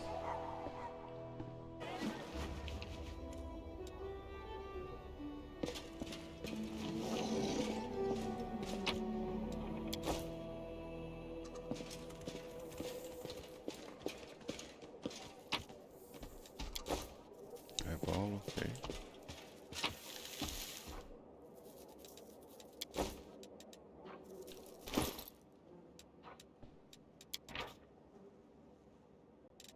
Listen to it. There once was a ram-headed lad named Baphomet. Everybody laughed at Baphomet, both demons and cultists alike. Baphomet cried a lot, then ran to his mama Lamashtu. No one likes me, and they say I'm strange. And to that, Lamashtu said, "You're perfectly fine, my boy. Just please quit your bleeding, or better yet, go chew some more grass." There once was a demon named Deskari, and his swarm was driving him crazy, all buzzy and bitey. No matter what he tried, he just couldn't get rid of them. So he went to a demon healer for some poison. A week passed, then the healer asked him, "How's the poison?" "The locust's all gone now." And Deskari said, "I drank the whole bottle and I completely forgot about those pests. Thing is, now I need something for this killer constipation." Deskari says to Baphomet, "Looky here at these nags I bought for my stables. Pure demon stock. If you mount one, it'll get you to the edge of the abyss in a flash. Big deal. Lamashtu is so much better. Once I mounted her, I got promoted to Demon Lord. Once, some cultists caught a Mendavian crusader and went about torturing him. Tell us when we should attack you." "Right now. Our fortresses are ruined, our cities are starving, the people are fleeing. We could really use some prisoners." A soldier asks his officer, "How come Baylors have red skin?" The officer says, "You see, there are these monkeys with asses that are bright red. But Baylor's skin is all red." "Exactly. That's because a Baylor is one big ass." Okay. Read this one. A notice in large letters on the book's binding reads, "This book is banned within the borders of Mendev." Taken from the account of a noble Mendavian warrior, veteran of 2 crusades, who was grievously wounded and is currently receiving treatment in a hospital in Andorran. The First Crusade, intended to purge the lands of Sarkoris of the demon scourge, was called up in 4622. The loss of Eridan was still a raw wound in the hearts of the faithful, and those who answered the call of the Church of Iamadi channeled their grief and fury toward a new cause: the defense of Mendev and the liberation of Kelid lands from the spawn of the Abyss, who at that time were reveling in the ruins of Sarkoris. Many answered the call of the Inheritors' followers and fought under the banners of the Crusaders. Illustrious warriors ventured forth into the lands captured by the demon pestilence, bringing with them cleansing fire and long-absent hope. Ere long, the filthy hordes were driven out of the western reaches of Mendev into the Sarkorian steppe, and beyond as far as the Threshold Fortress, which to this day remains the beating heart of the world wound. In 4630, having pursued the demons beyond the north mounds of Sarkoris and secured the borders, the Church of Iamadi declared the First Crusade complete. But alas, what the valiant liberators thought was the closing chapter to a victorious campaign was but the prelude to a tragedy that is unfolding today before our very eyes. 2 years ago, an endless wave of demons poured forth from the North Mounds into the Kelit's plains. The fortresses that had so recently stood strong on Mendev's borders were washed away in this unstoppable flood.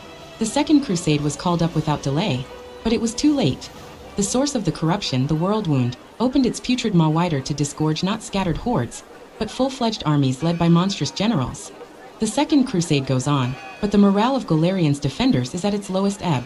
Neither the Church of Iamadi nor the courageous Crusaders have the power to overcome the demons that have now overrun Sarkoris. There will be no turning point in this war. All we can do now is wait for death on the borders of Mendev, which has not yet bowed down before the hordes of the Abyss, and pray to the gods that the World Wound does not expand yet again, delivering new horrors into our world. Okay. Talk to land. Nothing new there either.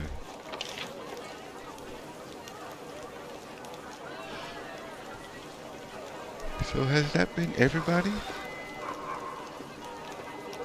That has been.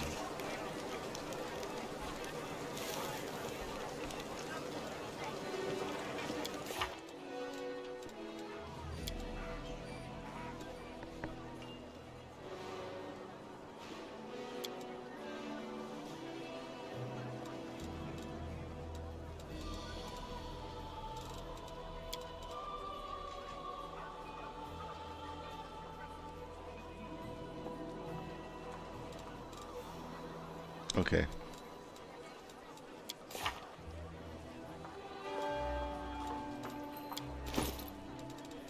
I'm going to do some off-screen management.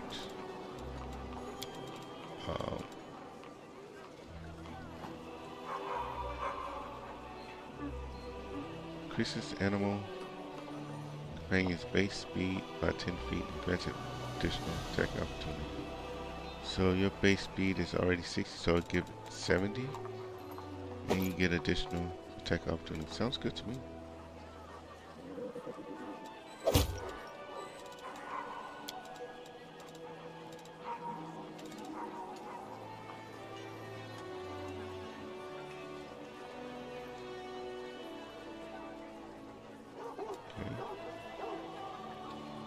That's where +5 bonus to maximum hit points. Alright. Gosh, scratch away +2 bonus on damage rolls against forms. Grant their wear +1 morale bonus on damage roll against demons.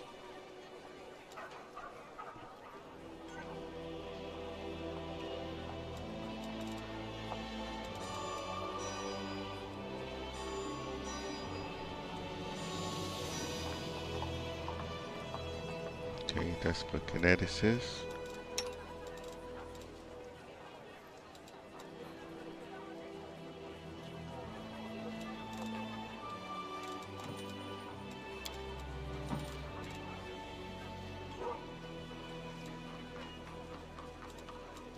Have to figure out why he can't wear any of that stuff.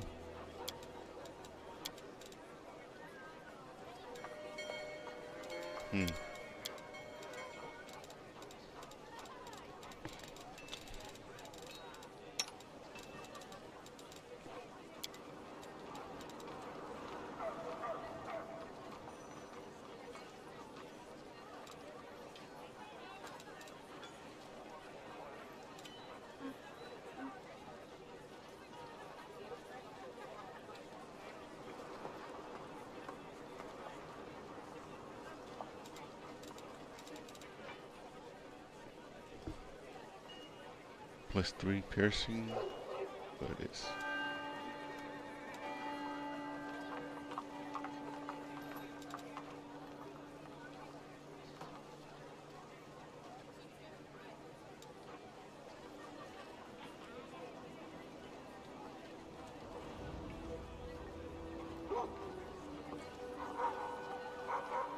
I think this one would be better than what you got.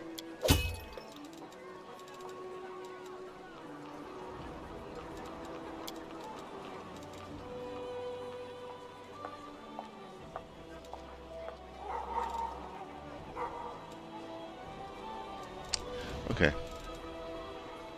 Oh, your speed is 20?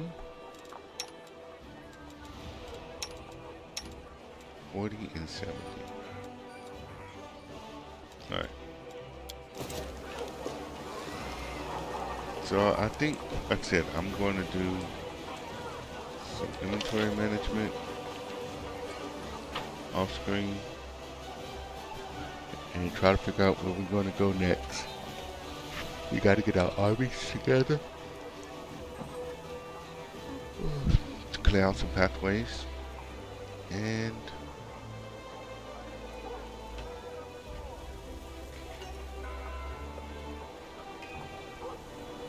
what else do we need? Oh, to figure out where we're going to go. We got to get this dragon and stuff for what's his face. That's in our company right now. I don't know how long he's there before he starts complaining, so that's one of the things we try to keep in the forefront of our mind.